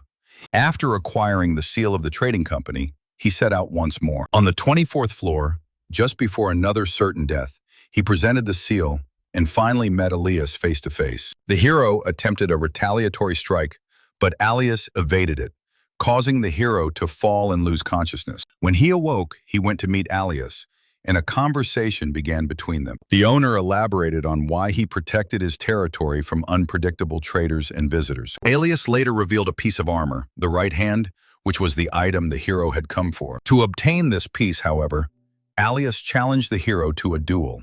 If the hero could land even a single scratch, the item would be his. As the fight began, the protagonist grasped how desperately Elias was trying to defend his home. He therefore aimed directly for the building itself and was instantly beside it, threatening its destruction. The moment the hero's hand touched the wall, a soul stone erupted from his bag, altering the entire situation. Alias was left with no choice but to accept the hero's terms and trade the armor piece for the artifact. As a gesture of goodwill, and to prove he meant no harm, he named the hero his successor. This appointment guaranteed the hero's safety, which he accepted before landing a strike on Alias. Following this, Alias escorted the hero to a special chamber within his residence. Behind the door lay the frozen, deceased body of Penny, the daughter of Emperor Great Fran. A romantic connection existed between Elias and Penny, prompting him to draw the soul stone into her very being. While the owner focused on the task of reviving Penny, the main character waited in the adjoining room. He made an effort not to intrude, but his attention was captured by Alias's boots, which his luck stat had highlighted. The hero immediately equipped them, and Alias, upon seeing this, was in no position to object. They stepped outside, where the host began to provide a detailed explanation of NPCs and their successors. NPCs are the proprietors of the tower, and they pay a steep cost for the privilege of existing within it. Every NPC is assigned specific duties, and failure to fulfill them results in their reversion to a standard system NPC. Alias himself fell into this category, which explained why he did not reside on the designated safe floors. Because the tower's floors are unique for each ascent, Alias had to traverse every single one. This grueling journey had caused his soul to fracture into countless pieces, leaving him with a mere 10 years of existence. An NPC can achieve freedom if their successor conquers the 100th floor, meaning the hero was destined for rigorous training. He would become a target for many other NPCs, and if he failed to master the tower, he would join their ranks. The hero's training was to be overseen by Alias, a phantom swordsman who had been attempting to conquer the 99th floor. Alias had to suspend his training and hurry to the workshop, leaving the hero with 30 tiers of equity. He fashioned a necklace from the remaining materials and bestowed it upon Penny, who was on the verge of reawakening. They proceeded toward her, and as the crystal encasing her shattered, Penny returned to life. She clarified that Great Front was a golden empire that predated the appearance of the tower. Chaos erupted within the empire following that event, and Elias, failing to clear the 99th floor, returned there. As an NPC, he discovered a method to bring Penny into the tower by sealing her soul within a stone and her body in a crystal. Over time, however, he misplaced the stone, and now Penny stood before them, stating that her need for food was more pressing. At this point, the hero chose to step in, leading them to the courtyard to reveal a surprise from Alias. A takeaway buffet was set up before them, prepared to cater to all their culinary desires. As they began to eat, the main character observed that the owner's health was deteriorating. This was due to the accelerated decay of his self-awareness, compelling the hero to take action. Elian requested the gem from Alias and inscribed Meow Punch upon it. After presenting the seal, he sent the stone with the note that it was the work of a master. The proposed contract was as follows. Alias would craft stones for her. By performing this work and earning points, he would be able to remain within the tower. Concurrently, a worker from the cafeteria presented Alion with a VIP invitation to a party. The worker confessed, however, that they were scouting for regular customers because of a labor shortage. This implied a desire to establish deals with clients for the purpose of sourcing ingredients. After their meal, they retired for the night, but the main character was unexpectedly approached by Alias in the morning. He was instructed to pack his belongings, and in the courtyard, it was explained that NPCs tasked with gathering information on people were soon to arrive. To protect his identity and prevent future complications, the hero needed to vacate the premises. Alias gave him instructions to traverse the entire tower to preserve his anonymity. Upon dismissing the hero, he provided a skill book and his own battle memories, granting an advantage on all floors. Just as the hero was preparing to depart, a message arrived from Mao Punch, stating that her company's agents were already on the 24th floor. Elion was once again forced to meet the requirements for opening a portal. He suddenly spotted the NPCs, one of whom seemed to sense his presence. That NPC immediately charged in his direction, forcing Elion into swift action. The main character employed his dagger, deceived the NPC, and triggered his own death, respawning on the 20th floor. He was only able to ascend to the 25th floor 2 days later, after Lilka had thoroughly scouted the area. He arrived in a post-apocalyptic landscape, where he sensed a poisonous energy and moved toward its source. He collected a solution that he thought might prove useful in the future. Proceeding further, he encountered a sealed emergency exit, and as he passed, armed robots materialized before him. The hero took cover, his mind flashing back to moments spent alongside soldiers fighting monsters. In those days, even the sight of a weapon filled him with fear. But he was a changed man now. He destroyed the robots without a moment's hesitation and successfully unlocked the portal, completing the task. He then collected the weapons, intending to craft gear for those who were just beginning their journey in the tower. He contacted Todd and in return, received 3 skill books that would aid him in creating potions and armaments. Once his preparations were complete, he started toward the portal but was inexplicably drawn to a door behind him. He located a ventilation shaft and instructed Rick to climb up. Just as his luck drew his attention to a side door, Rick activated a lever that opened the door, and the two of them proceeded inside. Elion discovered enormous capsules, a sight that sparked new questions within him. The capsules held the inhabitants of the fallen village, who had encased themselves in specialized machinery. Their goal had been to return to the world of light, but a system malfunction resulted in the death of everyone. Elion, contemplating what he had witnessed, continued to the 26th floor, where he easily defeated the resident monster. He then posted an update on his progress and learned of the arrival of a new wave of challengers. He also got a notification that the weapons for the newcomers were ready and requested Todd to dispatch the artifacts. The delivery was intended for Jim, a member of a rival guild. Meanwhile, on the 30th floor, Spencer, Tom, and Louise were commanded to ascend to the 40th floor. Their strategic discussion was cut short by an assistant bearing news. It was revealed that the classy princess had provided Jim with a camera and photos, prompting them to set their plan in motion. On the 27th floor, Elion sifted through cooperation offers from various guilds.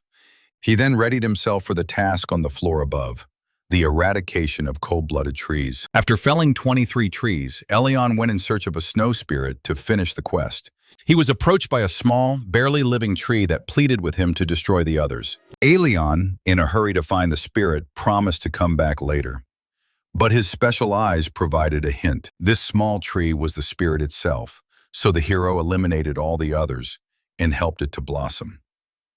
The tree then transformed into a girl who expressed her gratitude for being saved. The girl identified herself as the queen of the snow spirits and recounted her people's origins. She explained that snow spirits are the progenitors of elves and druids, with a history spanning several generations. The queen presented Elion with her crown, but it did not register in the system or contribute to his achievements. She then requested his aid, as she was the last snow spirit and her body could give rise to new ones. These new spirits could fulfill any of Elion's wishes, but he first had to complete her task. A new objective was set. He was to assist her transformation into a seed and then plant it in a specific location. A high elf was supposed to help him in this endeavor, and a significant reward was promised for its completion. Elion recognized the unique nature of the quest before him and chose to seize the opportunity. He inquired about the location where the queen had concealed the destroyed treasure map, and she hinted at the whereabouts of the fragments. The queen also offered a crucial piece of advice for completing the mission: eat a great deal. Having transformed into a seed, the queen entrusted her fate entirely to Elion.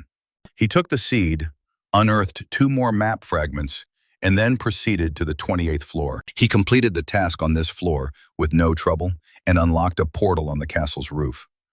Elion alerted Lily about the treasures on the 28th floor and then followed the clues toward the castle. After taking only a few steps, he felt the floor give way beneath him, revealing a new passage. He discovered a door that led into a labyrinth and entered without a second thought. After navigating several traps, he encountered a dead man's lamp, an item from local folklore. Within the tower, a green light signaled the presence of ghosts capable of driving anyone to madness. None of his attacks had any effect on them, making it necessary for Rick to step in and neutralize the spirits. This created an opening for the main character to reach the deceased's lamp, close it, and claim it for himself. Continuing his journey, he arrived at a crossroads, with each path marked by a different symbol. He took a chance and explored each path. A trap lay in the triangular one, and a hydra in the square one. After vanquishing the hydra, he acquired its pearl and allowed his companion to consume its flesh, resulting in new armor. The main character later received an angry message from Jim. The gift had made him a target for everyone, but he had still managed to become a semi-novice. It turned out that on the 6th floor, another guild was attempting to seize control and coerce others into taking the pellet.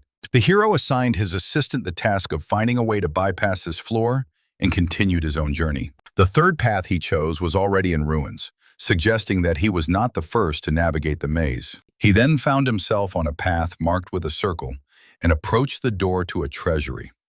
Upon opening it, he entered a room overflowing with artifacts of the highest caliber. He was unable to determine, however, which of them might lead to a catastrophe. At the far end of the room, he was confronted by a being who introduced itself as Puregos, the guardian of treasures. This entity was revealed to be both immortal and the master of the labyrinth. The guardian's threats had no effect on the hero, who, armed with the truth, began to laugh. The owner of the treasure had taken the map and was now seeking to indulge in the riches. The guardian, incensed, launched an attack, but the hero held his ground, trading blow for blow. During a lull in the fighting, the main character asked Rick to locate the vessel of life. The guardian had become a lich to achieve immortality and claimed to have made great sacrifices for the Empire. The reality, however, was that he coveted all the treasures for himself. The final fragments of the map were under Hyena's protection, and the guardian had used an artifact to become a lich. He had personally placed a mark in the labyrinth to ensure he could return. The hero deduced that his opponent's magic was not yet perfected, which gave him a strategic advantage. The guardian explained that those who ascended the tower could become NPCs and avoid returning to their ruined world. Those who could not ascend were left with no choice but to simply survive. The security guard, once an ordinary person, had only managed to reach the 35th floor. As a result, he entered into a pact with the devil and became his subordinate. The Empire had spurned his proposals, and he had been one step too late, becoming an integral part of the tower. The news of the hero's deal with Kilderus shocked the guard, causing a moment of surprise. The hero decided to hold on to the challenge card, saving it for the later stages of his journey. A moment later, Rick appeared before them, holding the vessel of life, which he shattered with ease. This action officially made the hero the first person to ever defeat the boss of the maze. Before he departed, he acquired new skills, specifically designed for long-range combat. He then shared the outcome of his labyrinth conquest with the community. It was there he learned that clearing the 30th floor required a partner, and the bald-headed individual expressed a desire to be that partner. Upon reaching the 29th floor, the protagonist chose to focus on increasing his resistance to cold and poison. On the 30th floor, meanwhile, leaders from various guilds were convening to plan their strategy regarding the newcomers. The decision was made to place the floor under Jim's temporary control, a choice that was met with some skepticism. Before executing the order, Jim assembled all the guild members and issued a command through a window. He ordered the expulsion of the class of princes and all her followers from the tower. The protagonist decided to pass the time by dancing to increase his level, but a female boss suddenly appeared. This was Magneta, a pillar of the Order of Ice and Fire, who beckoned him to follow her. Inside the building, he was reunited with Wayne, the boss from the 19th floor.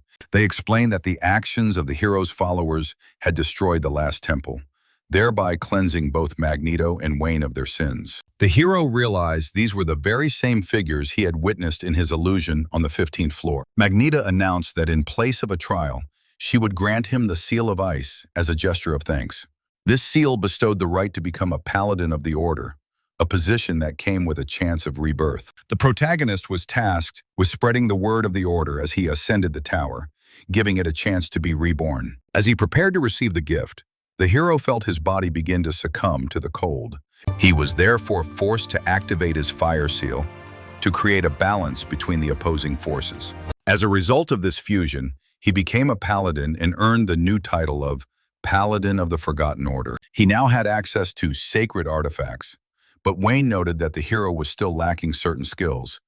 He therefore bestowed upon him the Love and Passion artifact, which allows for the peaceful incapacitation of enemies. Wayne also imparted knowledge on how to augment one's sacred power by climbing the tower. The hero learned that Wayne and Magneto had reached the 94th and 96th floors respectively, and he received their counsel. After their departure, the Order fractured into two factions and was ultimately destroyed. The main character was now tasked with reuniting these two disparate forces. Magneto expressed her gratitude and opened a portal, through which the hero traveled to the 30th floor. He observed a storm brewing in the sky, a clear sign of the newcomer's approach. He decided to head to the guest yard, but found it deserted. As he rounded a corner, however, he saw a mob of guild members cornering Lyson. Another manager on the 30th floor, a member of the Alliance, was demanding information. The hero checked his messages and decided to assist Lyson before addressing the guild's order. He pulled on his mask, launched a pebble that took out several people, and caused the rest to scatter. As they fled,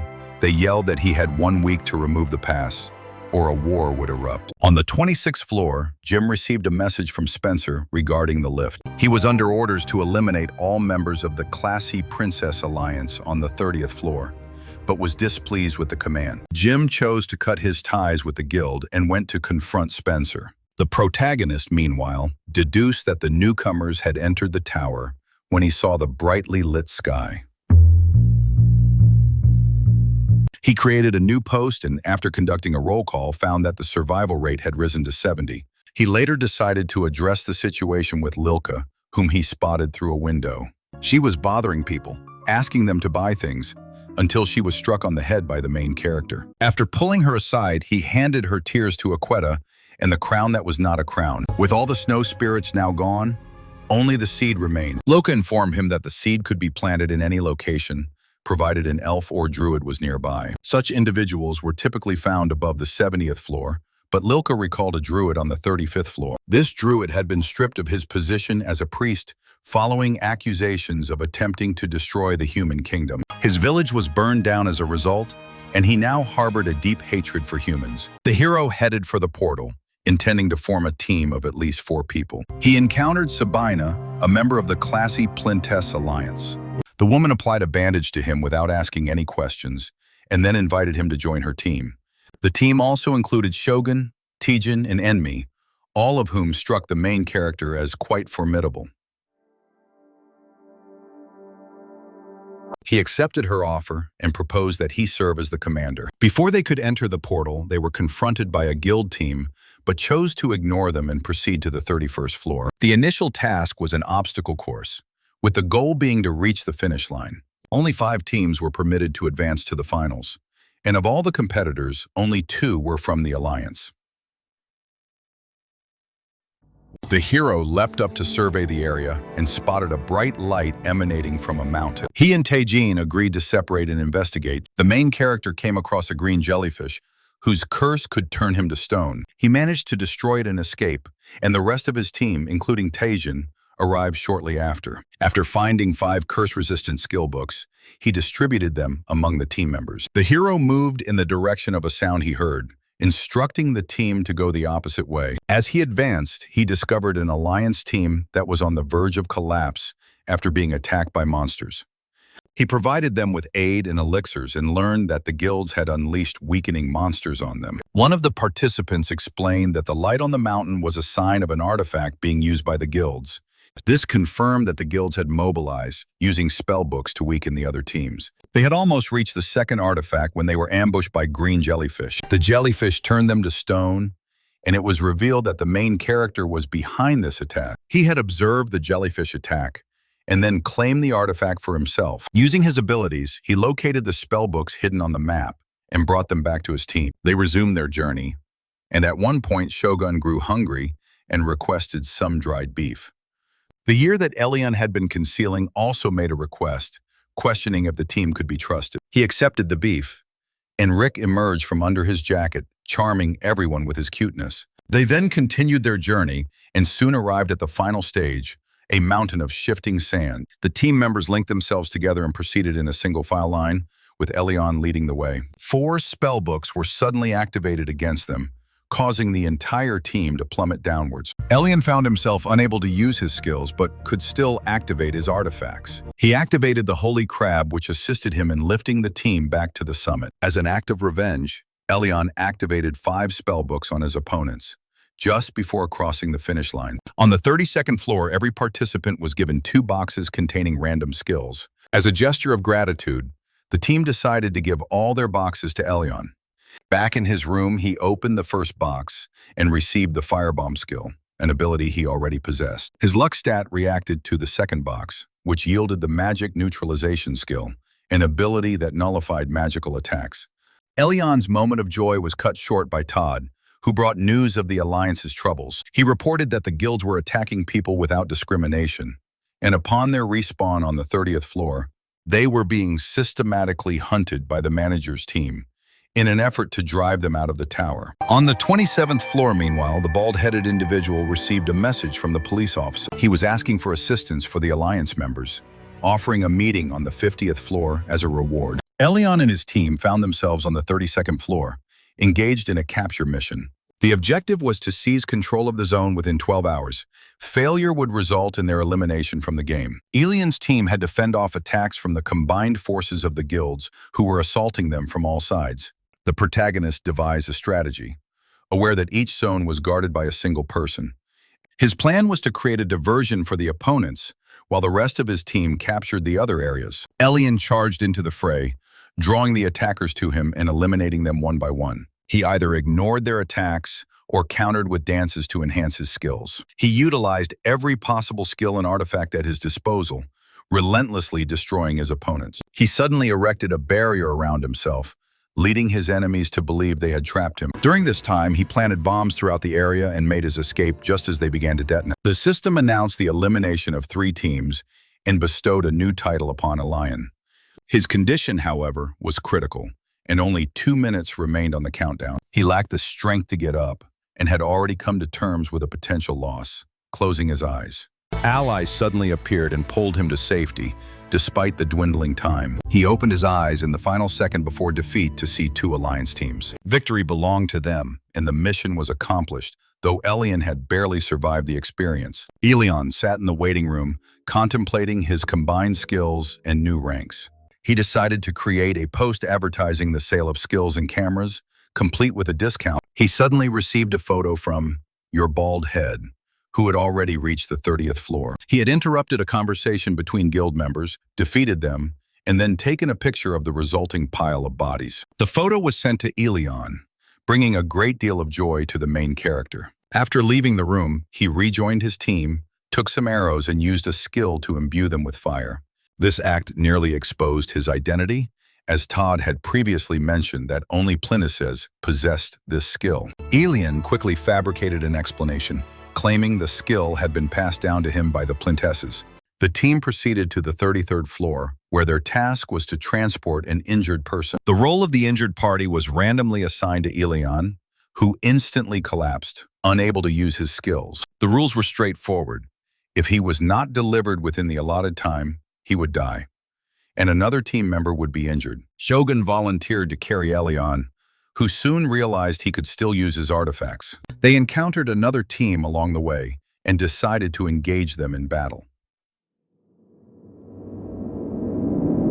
After defeating their rivals, they reached a cable that stretched across a river, which they needed to cross. Shogun and Elion started the first leg of the crossing, during which Shogun confessed his personal history. On the 20th floor, during the defense competition, his own teammates had abandoned him to serve as bait.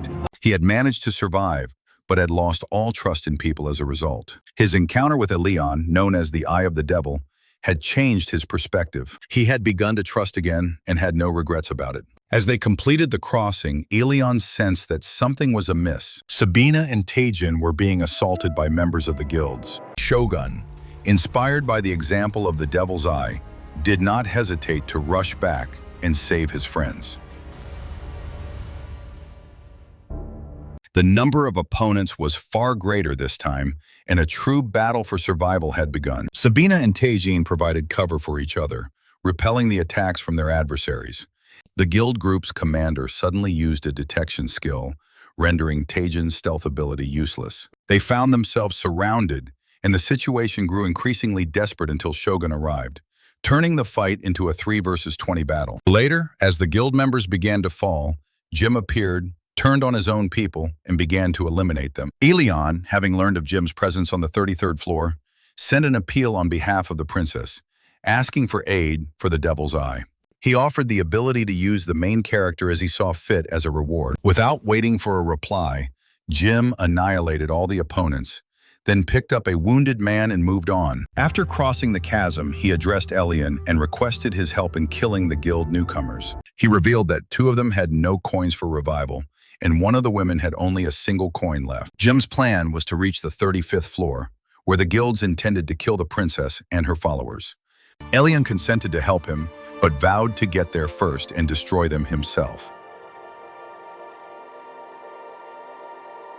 After relocating to a safe zone, Jim killed the wounded man he was carrying and made contact with Elion through their artifacts. They moved to the arena, where only their team and the guilds remained. The audience was filled with NPCs, including many of Elion's acquaintances. Fleta, the NPC overseeing the 34th floor, healed all the wounds of the combatants. Upon hearing her name, Elion realized that the sword he was holding had once belonged to her. Elion shouted, labeling her a traitor in an attempt to capture her attention.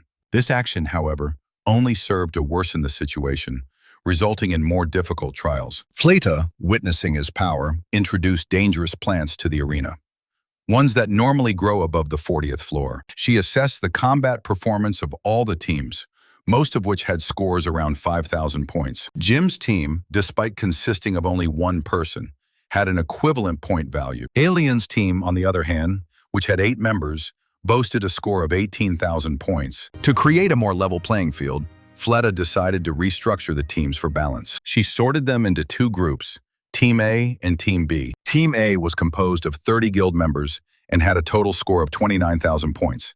Team B had 9 members, including Elion, Jim, Sabina, and others, with a score of 23,000 points. The team that lost would be eliminated, and all its members would die. NPCs were then permitted to place wagers, with their winnings being a percentage of the team's prize. The match consisted of 6 fights, and a team needed to win 4 to claim victory. Fleta determined the combatants for each fight, starting with Sabina, whom she placed first. She was pitted against 2 opponents and emerged victorious. Jim also won his match against a single opponent. Shogun and Taejin were next, but they were defeated, leaving all hope resting on Enmi. Enmi was extremely anxious before her fight, so Elion decided to help her prepare. He lit a fire and invited her to dance, which increased her combat stats. He then informed her about the plants in the arena and suggested ways she could use them. A newly motivated Enmi entered the battle, utilizing the plants one by one. She ensnared her opponents with vines and then used the arcane ballista skill at its highest level. By firing at her opponents, she secured the win. This victory significantly boosted the team's morale, giving them a strong chance of winning the overall competition. The fleet assigned 16 people to fight Elion, a number that didn't present a significant challenge. Her animosity, however, was palpable, and he quickly picked up on it. His special eyes informed him that if she persisted in this behavior, she risked being added to the rebel list.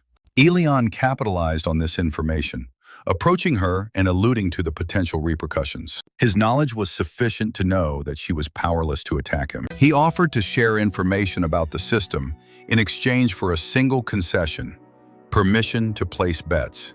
This The fleet agreed, and the team wagered their valuable artifacts. The battle commenced, and Rick proposed a strategy to capture all the opponents simultaneously. The plan involved dropping the horn to lure one of the enemies, and it unfolded exactly as planned. One of the opponents noticed the horn, sparking a fight over the artifact. During the skirmish, they noticed a deceased person's lamp nearby, from which ghosts immediately emerged. These ghosts weakened them, but Elion vanquished them with the Aurora Ray. Victory was theirs, and the team began the task of clearing the debris from the arena. While dragging the broken lamp, Elion found himself transported to a white space that resembled a void. Fleta appeared before him there, and her reaction to seeing his sword was not favorable. Her interest, however, was not in the sword but in the horn, which she could use to summon Kildoris. Fleta revealed her connection to Kildoris, explaining their marriage during the war between heaven and hell. She had betrayed her side for his sake, tearing the barrier between the worlds of heaven and hell, and he had taken advantage of her love. Not wishing to delve into the details, Fleta offered to provide the means to acquire Felon's armor. Elion considered the offer for a moment. He was still indebted to Kildoris and did not want to cause him any trouble. The allure of the offer was too great, however, and he ultimately accepted her proposal.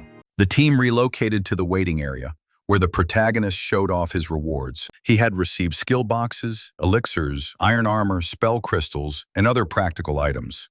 Among the loot was a decision-making lollipop that immediately drew Rick's attention.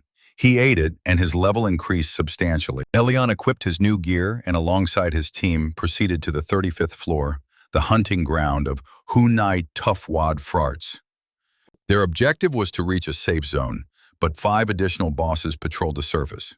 Each boss controlled their own territory, which had varying rates of survival. The most perilous was the exiled druid, whose zone offered only a 1% chance of survival. This was the boss that Elion specifically needed to encounter. To ensure his own safety and that of his team, however, he decided to head for Safe Zone 2. The range of one of the bosses suddenly expanded due to a countdown, forcing them to decide whether to flee. After receiving a notification about the creation of a safe zone, they continued on their way. A local boss materialized on their path, and a battle immediately broke out between it and Elion. Elion commanded his team to join the fight, and the resulting chaos was visible from a great distance.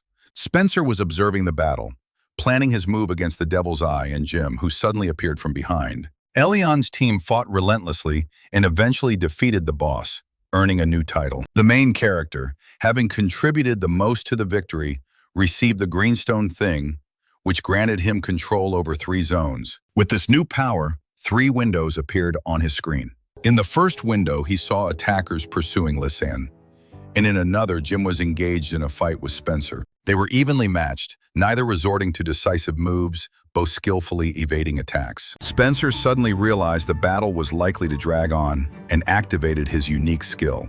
He unleashed a giant's punch, striking Jim directly in the face. Just moments before Jim's certain death, the main character appeared, utilizing his new powers. He activated the Greenstone and altered the landscape of the area, thereby saving Jim. They then made a hasty retreat to assist other team members who were also under attack. After vanquishing their foes, they started to formulate a plan to eliminate the newcomers.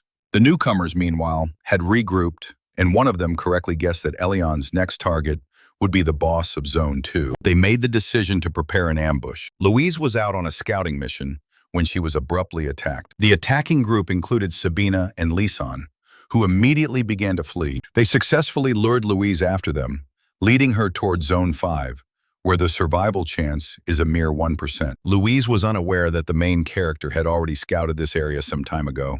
Wearing the crown of the Queen of Spirits, he had gone there and met with the druid. The druid, who despised humans, attacked on sight, refusing to listen to the protagonist's explanations. At the last possible moment, the protagonist summoned a powerful ally, Kildoris. He immediately began shouting, expressing his outrage over the problems with Fleta. It turned out that Fleta had fled from heaven to hell and had placed the blame on Kildoris. Despite his anger, Kildoris decided to table the conversation and compelled the druid to listen to him. A savage fight erupted between them, but the main character was ordered to leave the zone.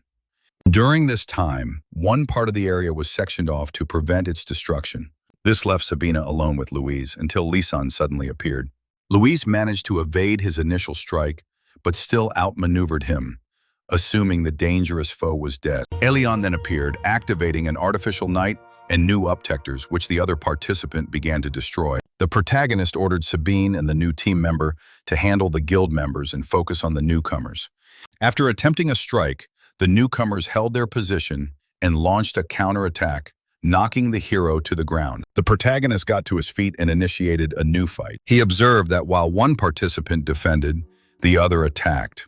He decided to target the enemy's wings, using holy magic to destroy them. He cast a spell on the defender, forcing her into a confrontation with her own inner demon. While she was occupied, the main character continued his battle with the attacking enemy. After landing several blows, he grabbed his opponent and ascended high into the sky. He then used his gravity bracelet to plummet downwards, finishing off his opponent. His other opponent, in the meantime, had regained her senses, now possessed of new demonic powers, and immediately launched an attack. She was then struck by a giant bullet, and Lily appeared. A competition now arose between them to see who could eliminate the most newcomers. A new adversary began to fight another participant, and the main character rushed to provide assistance. He was determined to destroy another enemy, hoping to secure victory for his team. The fight began without delay, with the main character delivering blows wreathed in flames. His opponent was well prepared, having studied his style and learned all his possible techniques. Jim, however, made an unexpected intervention in the fight, attempting to catch his opponent off guard. The battle was now a 2-on-1 affair and was growing increasingly fierce. This continued until the defender activated dozens of artifacts, creating a field of barriers and traps. The battlefield had been transformed into a chaotic and dangerous obstacle course. The protagonist attempted to navigate the course using nebulous acceleration. But even this move had been anticipated. Every step he took was expected. He therefore shifted his strategy, using a skill to transform Jim into metal. He then launched Jim with a fiery explosion, augmenting his flight with additional force. The metal body sailed over all the traps and struck its intended target. The opponent had no time to react and was knocked off his feet by the powerful impact. The hero approached him and placed the point of his sword directly at his throat. After his victory, the protagonist bound his opponent and began an interrogation, noticing an oath mark on his neck. The girl from the arena intervened, temporarily nullifying the artifact's effects.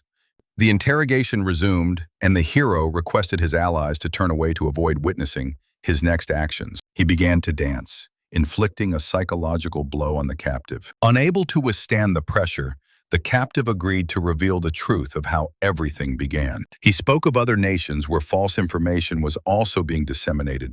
This was not done out of selfishness, but due to the consequences. More hunters meant more gates to the tower. The world was descending into chaos, and the balance was fracturing. The oath sign, however, reactivated, and the enemy died, his head being severed. The hero and his companion decided not to waste any more time and continued their ascent. Jim later joined Lisan's squad, opting to operate from a different position. Hildoris, meanwhile, scolded the hero once more, forcing him to acknowledge his mistake. He then dropped a hint that the druid was still waiting, implying there was no reason to delay. The hero revisited the zone to convey his request to the essence of the forest. He presented the seed, and the keeper, sensing his sincerity, accepted it. For the first time in a long while, he had placed his trust in someone who thought differently. In his memory, he gifted a peace zone, designed for harmony and growth. He also bestowed a new title that signified a change in the hero's heart. The seeds were planted immediately, and a tree grew in an instant. They were joined by a companion who removed her helmet, surprising everyone with her true appearance. She requested to be on familiar terms, addressing the hero as Princess. No matter how much he tried to deny it, the truth was clear to Lily. She had connected all the dots and deduced that the two individuals were one and the same. While she promised to maintain his secret, she did compel him to remove his mask through the power of dance. Later, as the hero posted his next video, tears welled up in his eyes. The forest ranger offered him support during this difficult moment. The recording was posted despite his emotional state, and the girl did not pass up the chance to tease him. The boy seized the opportunity to ask the forest spirit about the mysterious box.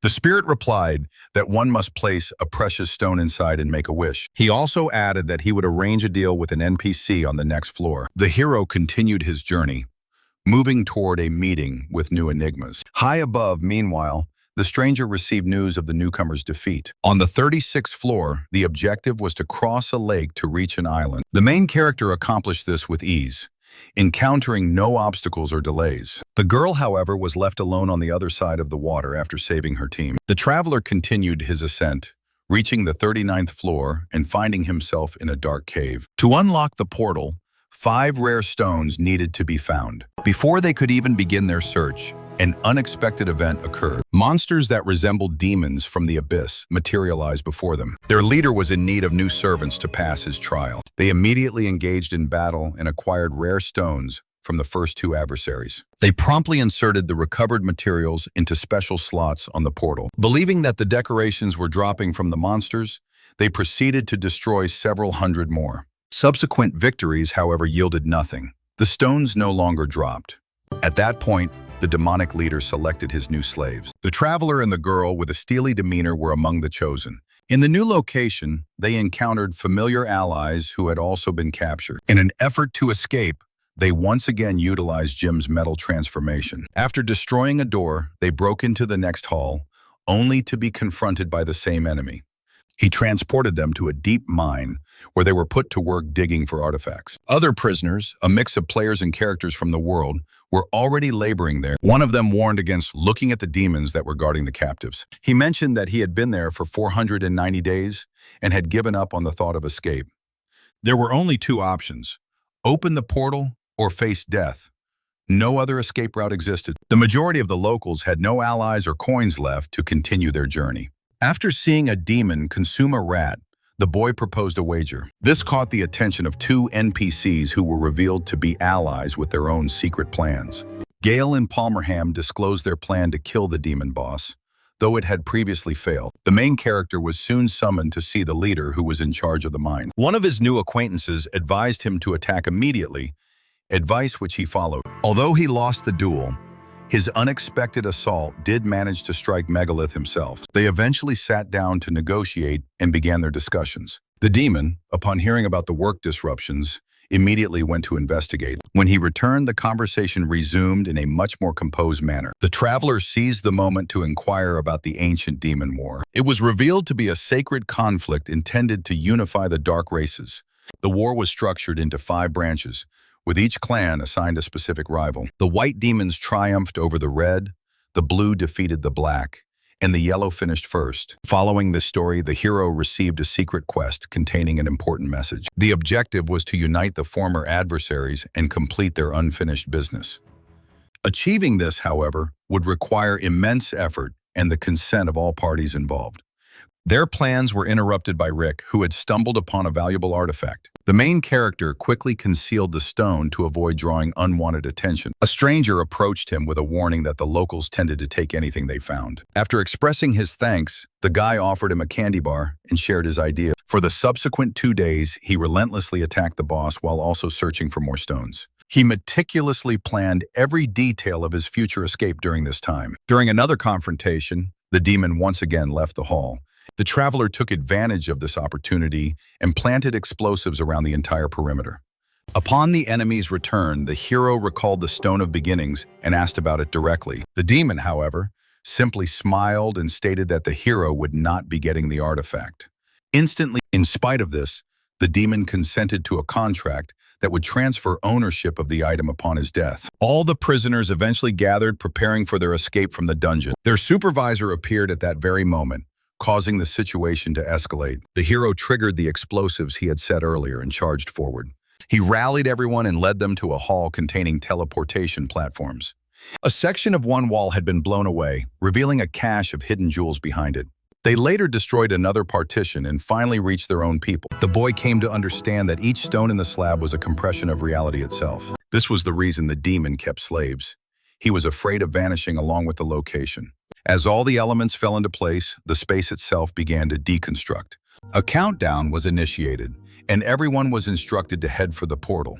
The hero, without a moment's hesitation, turned and ran back toward the danger. At the opposite end of the hall, his allies were holding back the final enemy. He joined the fight, providing crucial support to the demon deserters. Their combined forces made a final decisive push to destroy the tyrant. Having absorbed Pomatham, engaged in a conclusive battle with his primary rival. The hero, opting for a cautious approach, instructed his friend to activate their backup plan. The evil lord, however, was victorious, and the jewel fell from the defeated Gale. The process of the zone's destruction came to an abrupt halt as space itself froze. Rick soon appeared, carrying the slab and the remaining stones. The activation of the portal resulted in the destruction of both the location and Meglit. The rewards included titles, an artifact, and a precious crystal. It was later revealed that a new guardian now presided over this level. The hero proceeded to the 40th floor, where his comrades were awaiting his arrival. The reunion was filled with expressions of gratitude, though it was short-lived. They were interrupted by a girl who ran up to them, shouting with joy. After a brief conversation, she extended an invitation to her place. After taking a shower in the villa, the hero began to inspect his new titles. One of them contained a reference to chaos, which raised his concerns. When the landlady entered, he intended to ask about it, but she declined to offer an explanation. She instead gave him a ring and some messages to be delivered to Heidi. First, however, the letter had to be located on the current floor. The hero requested that she exchange the stones for ones of equal value. After receiving a piece of the armor, he departed for the sanctuary that had been recommended to him. There, the system initiated an analysis, factoring in his path, willpower, and style of completion. The test then commenced, consisting of 6 successive stages. His first adversary was a 9th-level opponent, Dalkin. He could barely feel his opponent's strikes and dealt with him in just a few moves. The subsequent 5 stages were also cleared quickly, with no serious opposition encountered. Only the last stage remained, the final test, where his opponent was once again the demon boss he had recently defeated. The system imposed a limit on some of his power to ensure a fair fight. The battle began instantly, leaving the hero with no choice but to dodge and wait for an opening. At a critical juncture, a new piece of armor was revealed to him. This came with hidden abilities that required a special activation process. After reviewing the instructions, he invoked one of the abilities, Rainbow Reflection. The ability unleashed a powerful strike that inflicted serious damage on the enemy. Following his victory, 3 of his skills were upgraded in rank. Upon returning to the safe zone, he went to see Lilka, who was occupied with some equipment. While she was forging armor, he took a seat on the couch and opened the community forum. He was curious about recent news, checked the achievements of others, and inquired about the general situation in the town. He ultimately became convinced that his own actions had been the catalyst for the change in events. The floor had been destroyed, history had been altered, and a familiar ally was now the new owner. To figure out how to conquer chaos and reach the 100th floor, he decided to ask for help. After paying the girl a few compliments and giving her 2 artifacts, he learned something of great importance. The essence of chaos could be located on the 60th level, but he still had to get there first. After updating the community on his progress, he advanced to the next stage of the trial. The 41st floor and the 8 that followed were designed to present an important choice that would shape his future. At the location, the hero recognized a familiar tree whose sap could disorient monsters.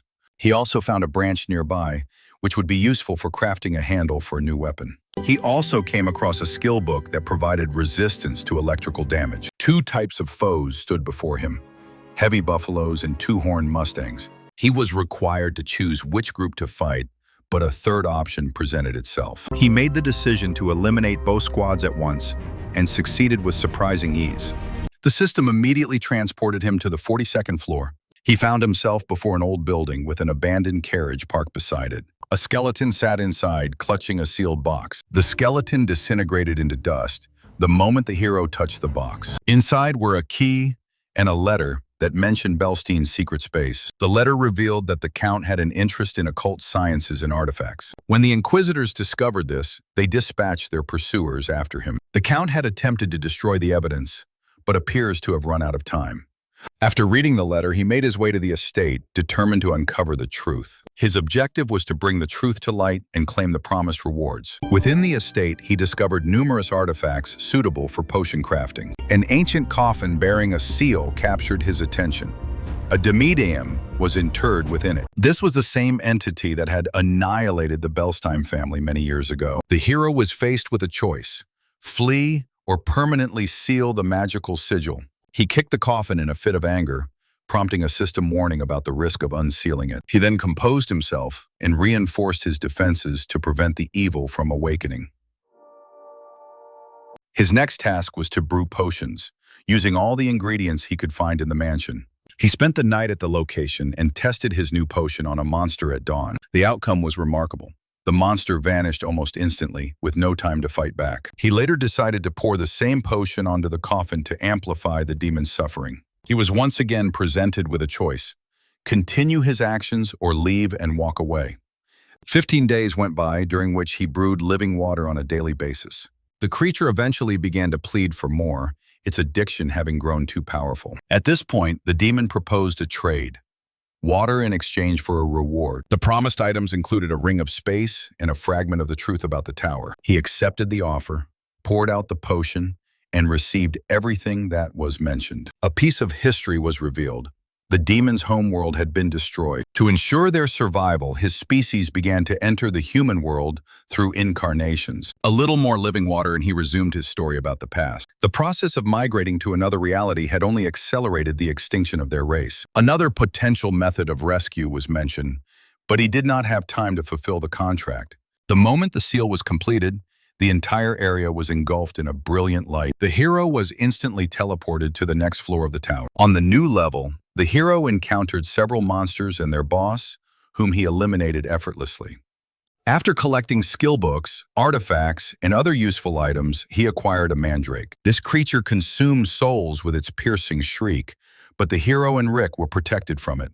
The frog that accompanied them quickly soothed the mandrake. The hero, after feeding her, decided to name her Totog, which led to a friendship forming between them. Upon arriving on a new floor, he was presented with a choice between two factions at war. A conflict was raging between strange birds and iron demons, and he was tasked with finding their eggs and masks. The hero came up with a plan. He sent Rick and Totog to create a diversion while he tunneled to the eggs. After gathering all the eggs, he was about to move on when the mother of the eggs appeared before him. After defeating it, he went to collect the masks, which he also acquired without any difficulty. He eventually made it to the 45th floor and found himself at the edge of the water, where he saw two NPCs.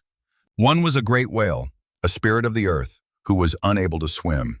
The other was a fairy who could not fly due to her wet wings. Each of them pleaded for help, and the hero was forced to decide who to save. Despite their inability to swim, they were able to communicate in a peculiar manner. The hero decided to weigh their arguments and make his choice based on that evaluation. Every negative word they spoke counted against them as he calculated their chances. In the end, the hero promised to rescue the one who offered the superior reward. Each of them offered valuable artifacts and even disclosed some secrets. The hero enlisted the help of his comrade, and together, they managed to save both of them. Mobilike and Shakirin shared the story of how they came to be in the lake. They were desperately trying to reach a safe zone where they hoped to find protection. As weak NPCs, they saw the safe zone as their only hope for safety. The hero, faced with a new choice, decided to help them and received a new quest and a reward in return.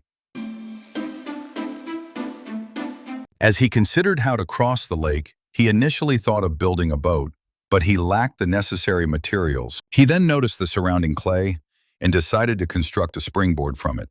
The plan was to launch themselves through a storm located in the middle of the lake. They hopped onto a homemade sled, and the hero used his skills to propel them forward. They successfully flew through the clouds, but fell short of reaching the island. The hero then activated his ice abilities, and they managed to reach the island with the well. He received numerous rewards and discovered that the ring was needed on the 49th floor. Mobilik and Shakirin leaped into the well, and the hero was teleported to the next floor. The hero vanquished the stone turtle, finished a hidden quest, and collected materials for his ally. A message from the community unexpectedly caught his eye. An event had been organized where fans could pose questions to the classy princess. The questions were solely about the shine in the boy, so the hero briefly explained the need for chaos points. He then received a message from a fluffy guy who was currently on the 60th floor. He spoke of the interest from newcomers without guild affiliations and the division of the community after the 70th floor. This prompted the hero to contemplate potential changes on the upcoming floors. After clearing the 47th floor, he arrived on the 48th, a desolate place devoid of any life. He was given a choice between escaping from Haida or remaining in safety for 30 days. The fairy Hades appeared instantly and restrained the hero with chains to avert a disaster. She inquired about Odelto, but had no memory of him, only that she had been searching for him for a long time. The hero received a hidden quest and opted to tell her about the ring and the letter on the floor. The fairy released the chains, declared the hero her friend, and was unwilling to let him go. They set out together to find the letter, but the fairy was unable to enter the safe zone. The hero left his friend with her as a promise of his return and proceeded into the middle area.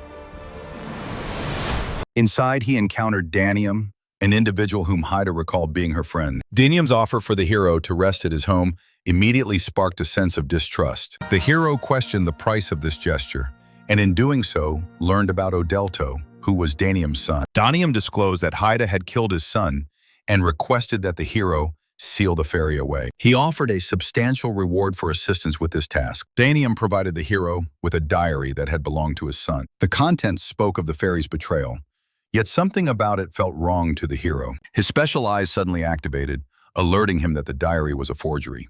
His eyes then guided him to the genuine diary, which contained the complete truth of the matter. Without revealing his discovery, the hero went to Danium and formally accepted his quest. He was provided with a device specifically designed for sealing souls. The hero then went to the fairy, presenting her with the letter he had found before. A reading of the diary brought the truth to light.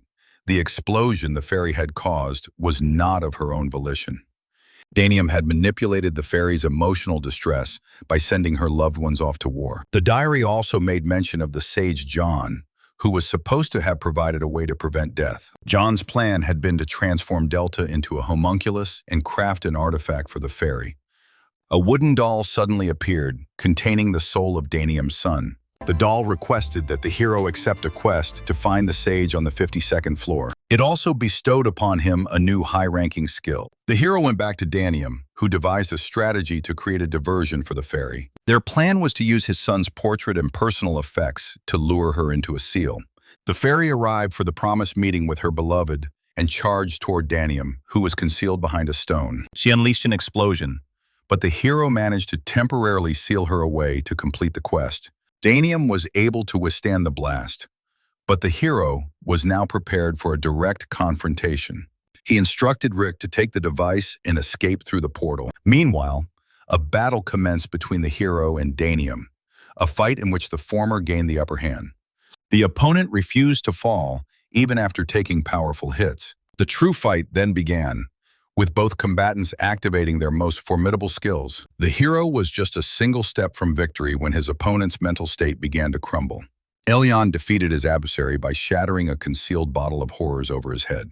This final act caused Danium's mind to break, and he began to plead for forgiveness. In time, he became completely subservient to the tower's will. The hero proceeded to the 49th floor, where a series of calculations awaited, taking every one of his choices into account. As a consequence, he was granted a new title, and his eyes informed him of a new type of chaos that had taken hold of him. This was a novel, unrecognized form of chaos, and he was immediately transported to the 50th floor. He located Loka there, and they retreated to an alley where the hero handed over all the materials. Parting with Todog proved difficult as the creature was unwilling to accept a new owner. The hero's tears were interrupted by a notification about a potential contract with Lilka, who was eager to sign. The hero first demanded his reward for the quest, and then inquired about the chaos creature. Lilka explained with some reluctance that it signaled the world's entry into a period of destruction. New portals, spawning more powerful monsters, would now begin to appear in the hero's world. This event marked the beginning of the end, and all the guilds had already devised methods to circumvent this transition. The larger guilds were restricting the number of people who could ascend, but the hero's actions had expedited the world's destruction. A majority of the people had already exited the tower, leaving behind only the strongest who continued the struggle. The number of people able to enter the tower would now steadily decrease until it was completely empty. Lilka decided to revisit the subject of the contract and presented the completed document to the hero. He chose to review it thoroughly first, discovering her wish for him to become her successor. The hero was not fundamentally opposed to the idea, given his substantial coin reserves. Just as he was about to begin discussions, something peculiar occurred. The world around him transformed, and a warning notification materialized before him. The message forbade the disclosure of any information regarding his infinite coins. Any breach would place him and his loved ones in grave danger. He therefore signed the contract immediately, though he was taken aback by Loka's signature. It resembled a small handprint, which belonged to Loka. She then changed into a little girl, explaining that this was her actual form. It turned out she had been using a working uniform because her smaller form would not have been taken seriously. Loka inquired about the friendly match that was scheduled to be held on the 50th floor.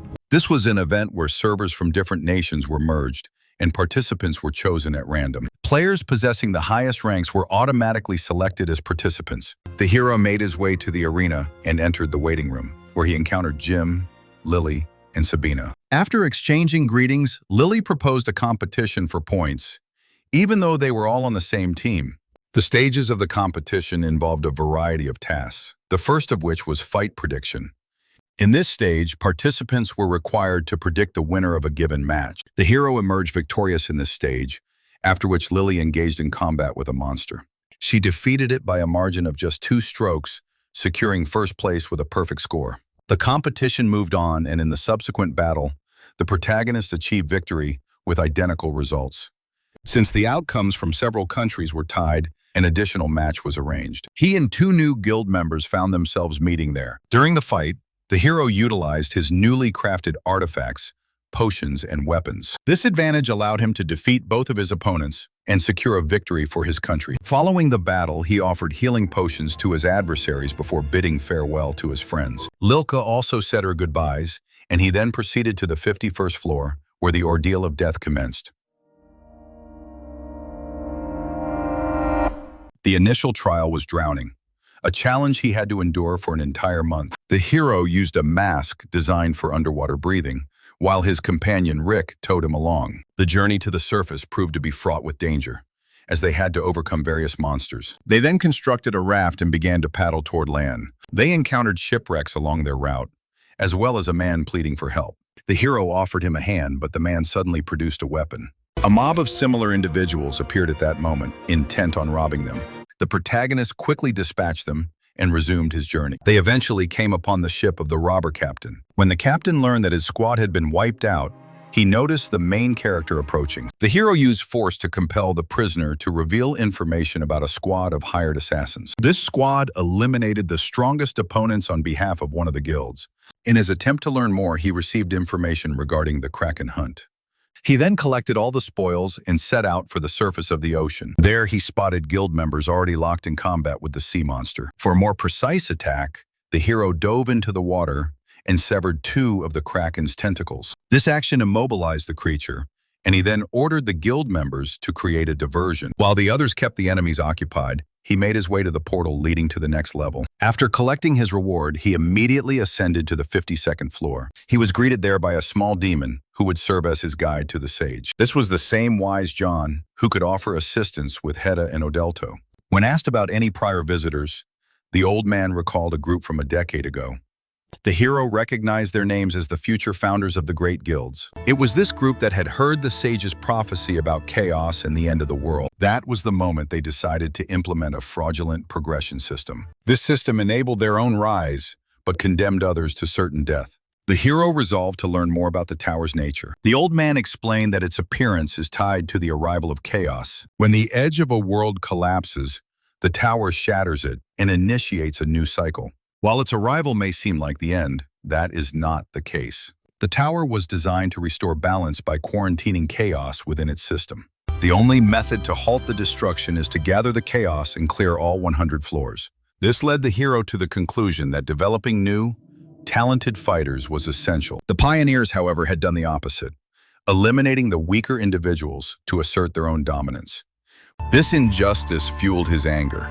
But John reassured him that other strong individuals did exist. Some of them had perished because they had encountered creatures even more powerful than themselves. The sage's team should have followed his advice, but they succumbed to greed. Their era had ended, making way for a new path to emerge. John suddenly addressed the hero, calling him by all his names, even referring to him as a scoundrel. The hero was stunned to see that the sage had activated the same kind of eyes as his own. Everything suddenly made sense, and the reason for the sage's sudden address became clear. The old man asked for his help, specifically for a part of the homunculus, the core for Odelto. Resurrection was impossible without it, but then the crystal came to mind. Elion immediately gave it to John and then went for a walk. He soon heard a scream and witnessed a boy being attacked. The assailants fled as soon as they recognized his mask. The young man explained that the attackers were murderers posing as collectors. They parted ways after a brief conversation, and the main character continued his journey. He posted a warning about the killers in the community. He also found out that the bald-headed individual was in the 94th unit of his country. His thoughts were cut short by the news of Odelto's successful revival. The hero immediately went to them, where he received thanks and a reward. He then ascended to a new floor, where he was tasked with surviving for 1 month. There, he chanced upon a giant beast, the Lord of the Cold.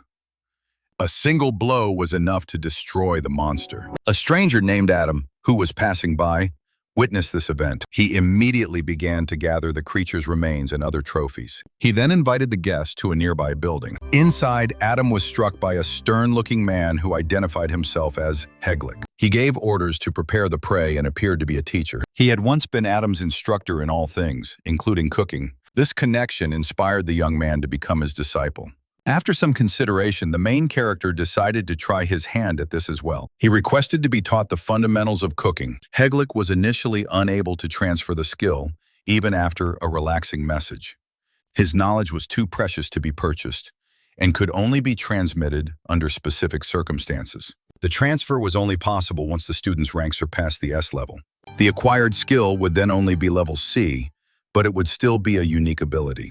Adam had achieved this level through his sheer determination. Upon learning this, Heglik decided to give the guest a small test. The main character passed all the tests with flying colors, which greatly impressed the old master. Adam offered his assistance, as he knew how to bribe Heglik. During their lunch, Elion offered the teacher a glass of fine wine. This gesture worked, and Heglik consented to pass on his culinary knowledge.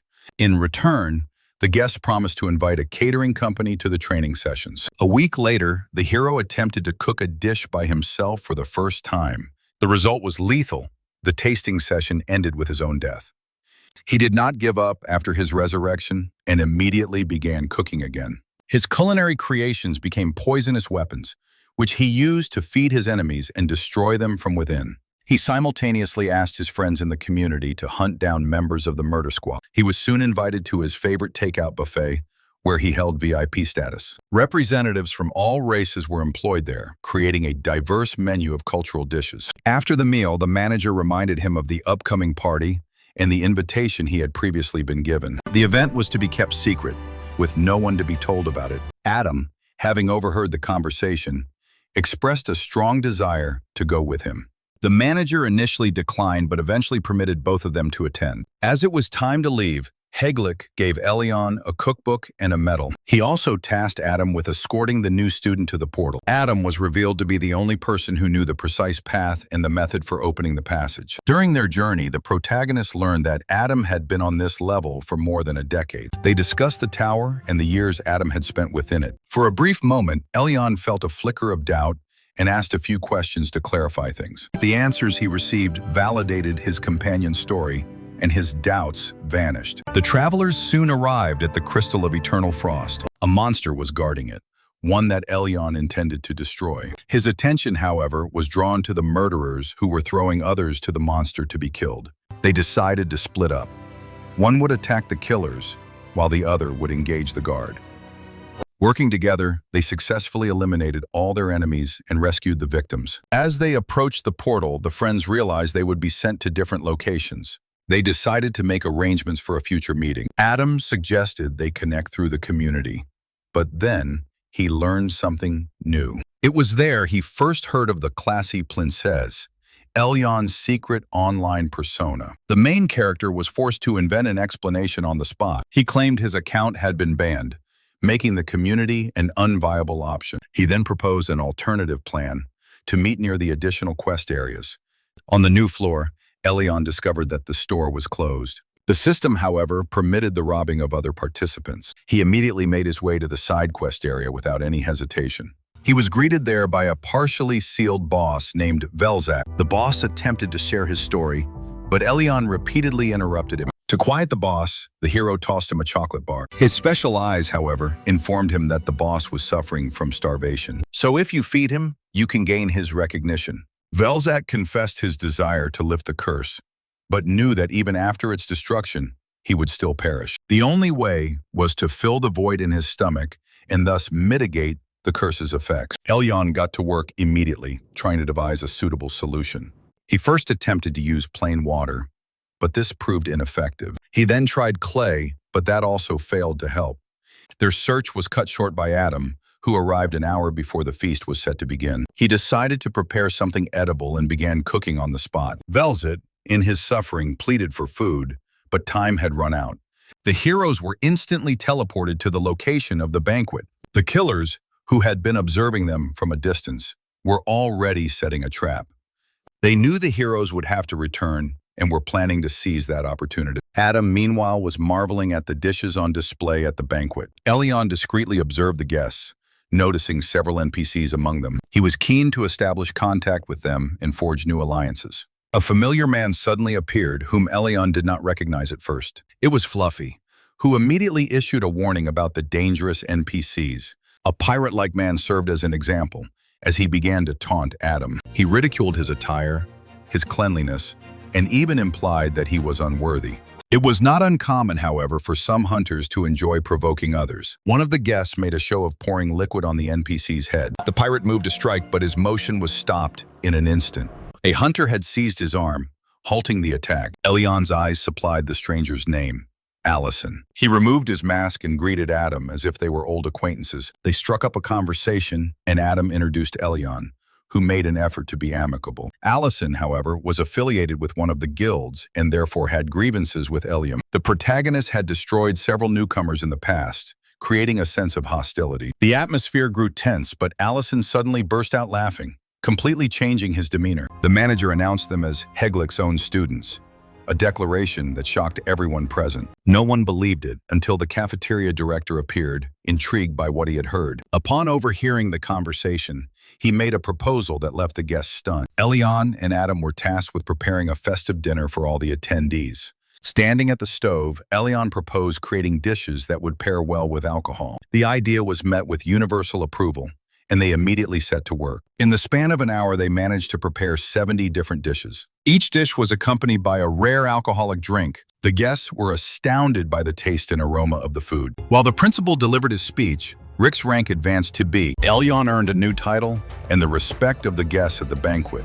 Both NPCs and hunters paid him their respects and thanked him for the meal. Fluffy, deeply moved, gifted the main character his favorite t-shirt. As the guests began to leave, the director made a significant announcement. Henceforth, the buffet pledged its full support to Elyon and his friends. The director spoke of the many powerful groups at the tower's highest levels. These included the Alliance of Arenas, the Hidden Garden, the Kingdom of Flowers and Birds, and the Fractal Park. The most influential among them, however, was considered to be the Coldane Kitchen, the very same takeaway buffet. This organization could serve as a powerful ally if a mutually beneficial partnership could be established. Adam suggested gaining experience by working as a cook in the cafeteria. Elyon agreed to keep them supplied with ingredients, spices, and rare beverages. This agreement formed the foundation of their profitable collaboration with the Coldane Kitchen. Both received contracts and special bracelets for communication and sharing their discoveries. Elyon then teleported upstairs to Velzet,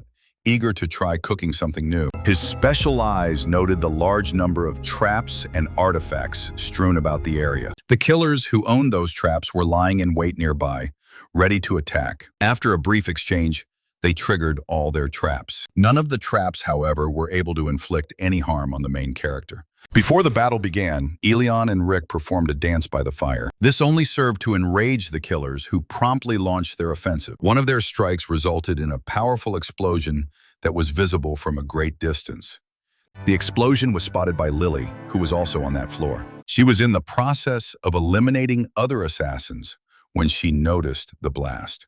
The girl immediately headed toward the location to provide aid to Elyon. Elyon was fighting back with desperation, but the number of enemies continued to grow. As another attack came dangerously close, he barely managed to dodge, thinking it was the end. The air was suddenly filled with smoke as someone deployed smoke bombs. Lily appeared amidst the chaos and instantly joined the fight. With her assistance, the murderers were defeated, and the area became safer. Once things had calmed down, Elion thanked her for the rescue and inquired about the gorge. He was curious about who controlled the region and was attacking others. Lily explained that she and her satellite had already neutralized that threat. This raised even more questions for Elion, but he didn't have a chance to voice them. Meow Punch suddenly appeared and addressed him by his real name. The main character was surprised, and Lily reassured him that she had not revealed his identity to anyone. With no other option, Elion removed his mask, showing his face. Listener Meepope did the same, revealing her own face. Meow Punch resisted for a long time, but was ultimately forced to remove her mask. Beneath it was Clark, the renowned singer from the poster on the t-shirt. This was the same t-shirt that Fluffy had once given him, a fact that Elion remembered well. Following a short conversation, Elion sold several of his found artifacts to Clark. He and Lily then set off for Velsat, hoping to earn his approval. Lily was the first to attempt to sate the monster's hunger, but her efforts were unsuccessful. Clark tried using algae that expands to gigantic sizes in water, but this also proved futile. The main character then began to prepare a dish, to which he added a magic potion. The aroma captured everyone's attention, and all were eager to try the unusual food. Elion warned his friends that eating it would be dangerous, but not everyone heeded his warning. After the first bite, the guests began to contort from the repulsive taste. The potion imbued the dish with an effect that nearly shattered the willpower of those who ate it. When this plan failed, the hero poured the potion directly into Velsat's mouth. His hunger began to recede, and the curse's power waned, gradually fading away. As a reward, Elion received rare resources, a key and a new portal. He and his friends decided to create a more potent potion for future use. Velsat, unwilling to endure the taste again, opened the portal for the others. Elion then ascended the next 3 floors with no effort. On the 58th floor, he faced a choice: live in that dreadful place for a month or reach the cradle of Big Cat.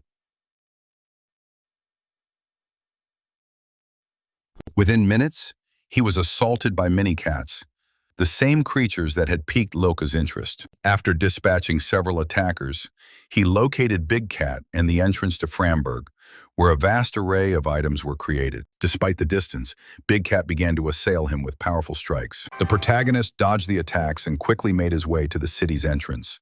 The pass granted him entry, though the dwarves' initial reception was hostile. Their attitude changed upon seeing the golden map, and they escorted him deeper into the settlement. He was offered a drink of living water there, unaware that it had been diluted. Elion detected the substitution and requested a meeting with a representative of the city. He proposed a trade, his knowledge of boiling living water in exchange for something of value. A representative named Bealtan took note of his armor. He confessed to being the owner of another piece from the same set.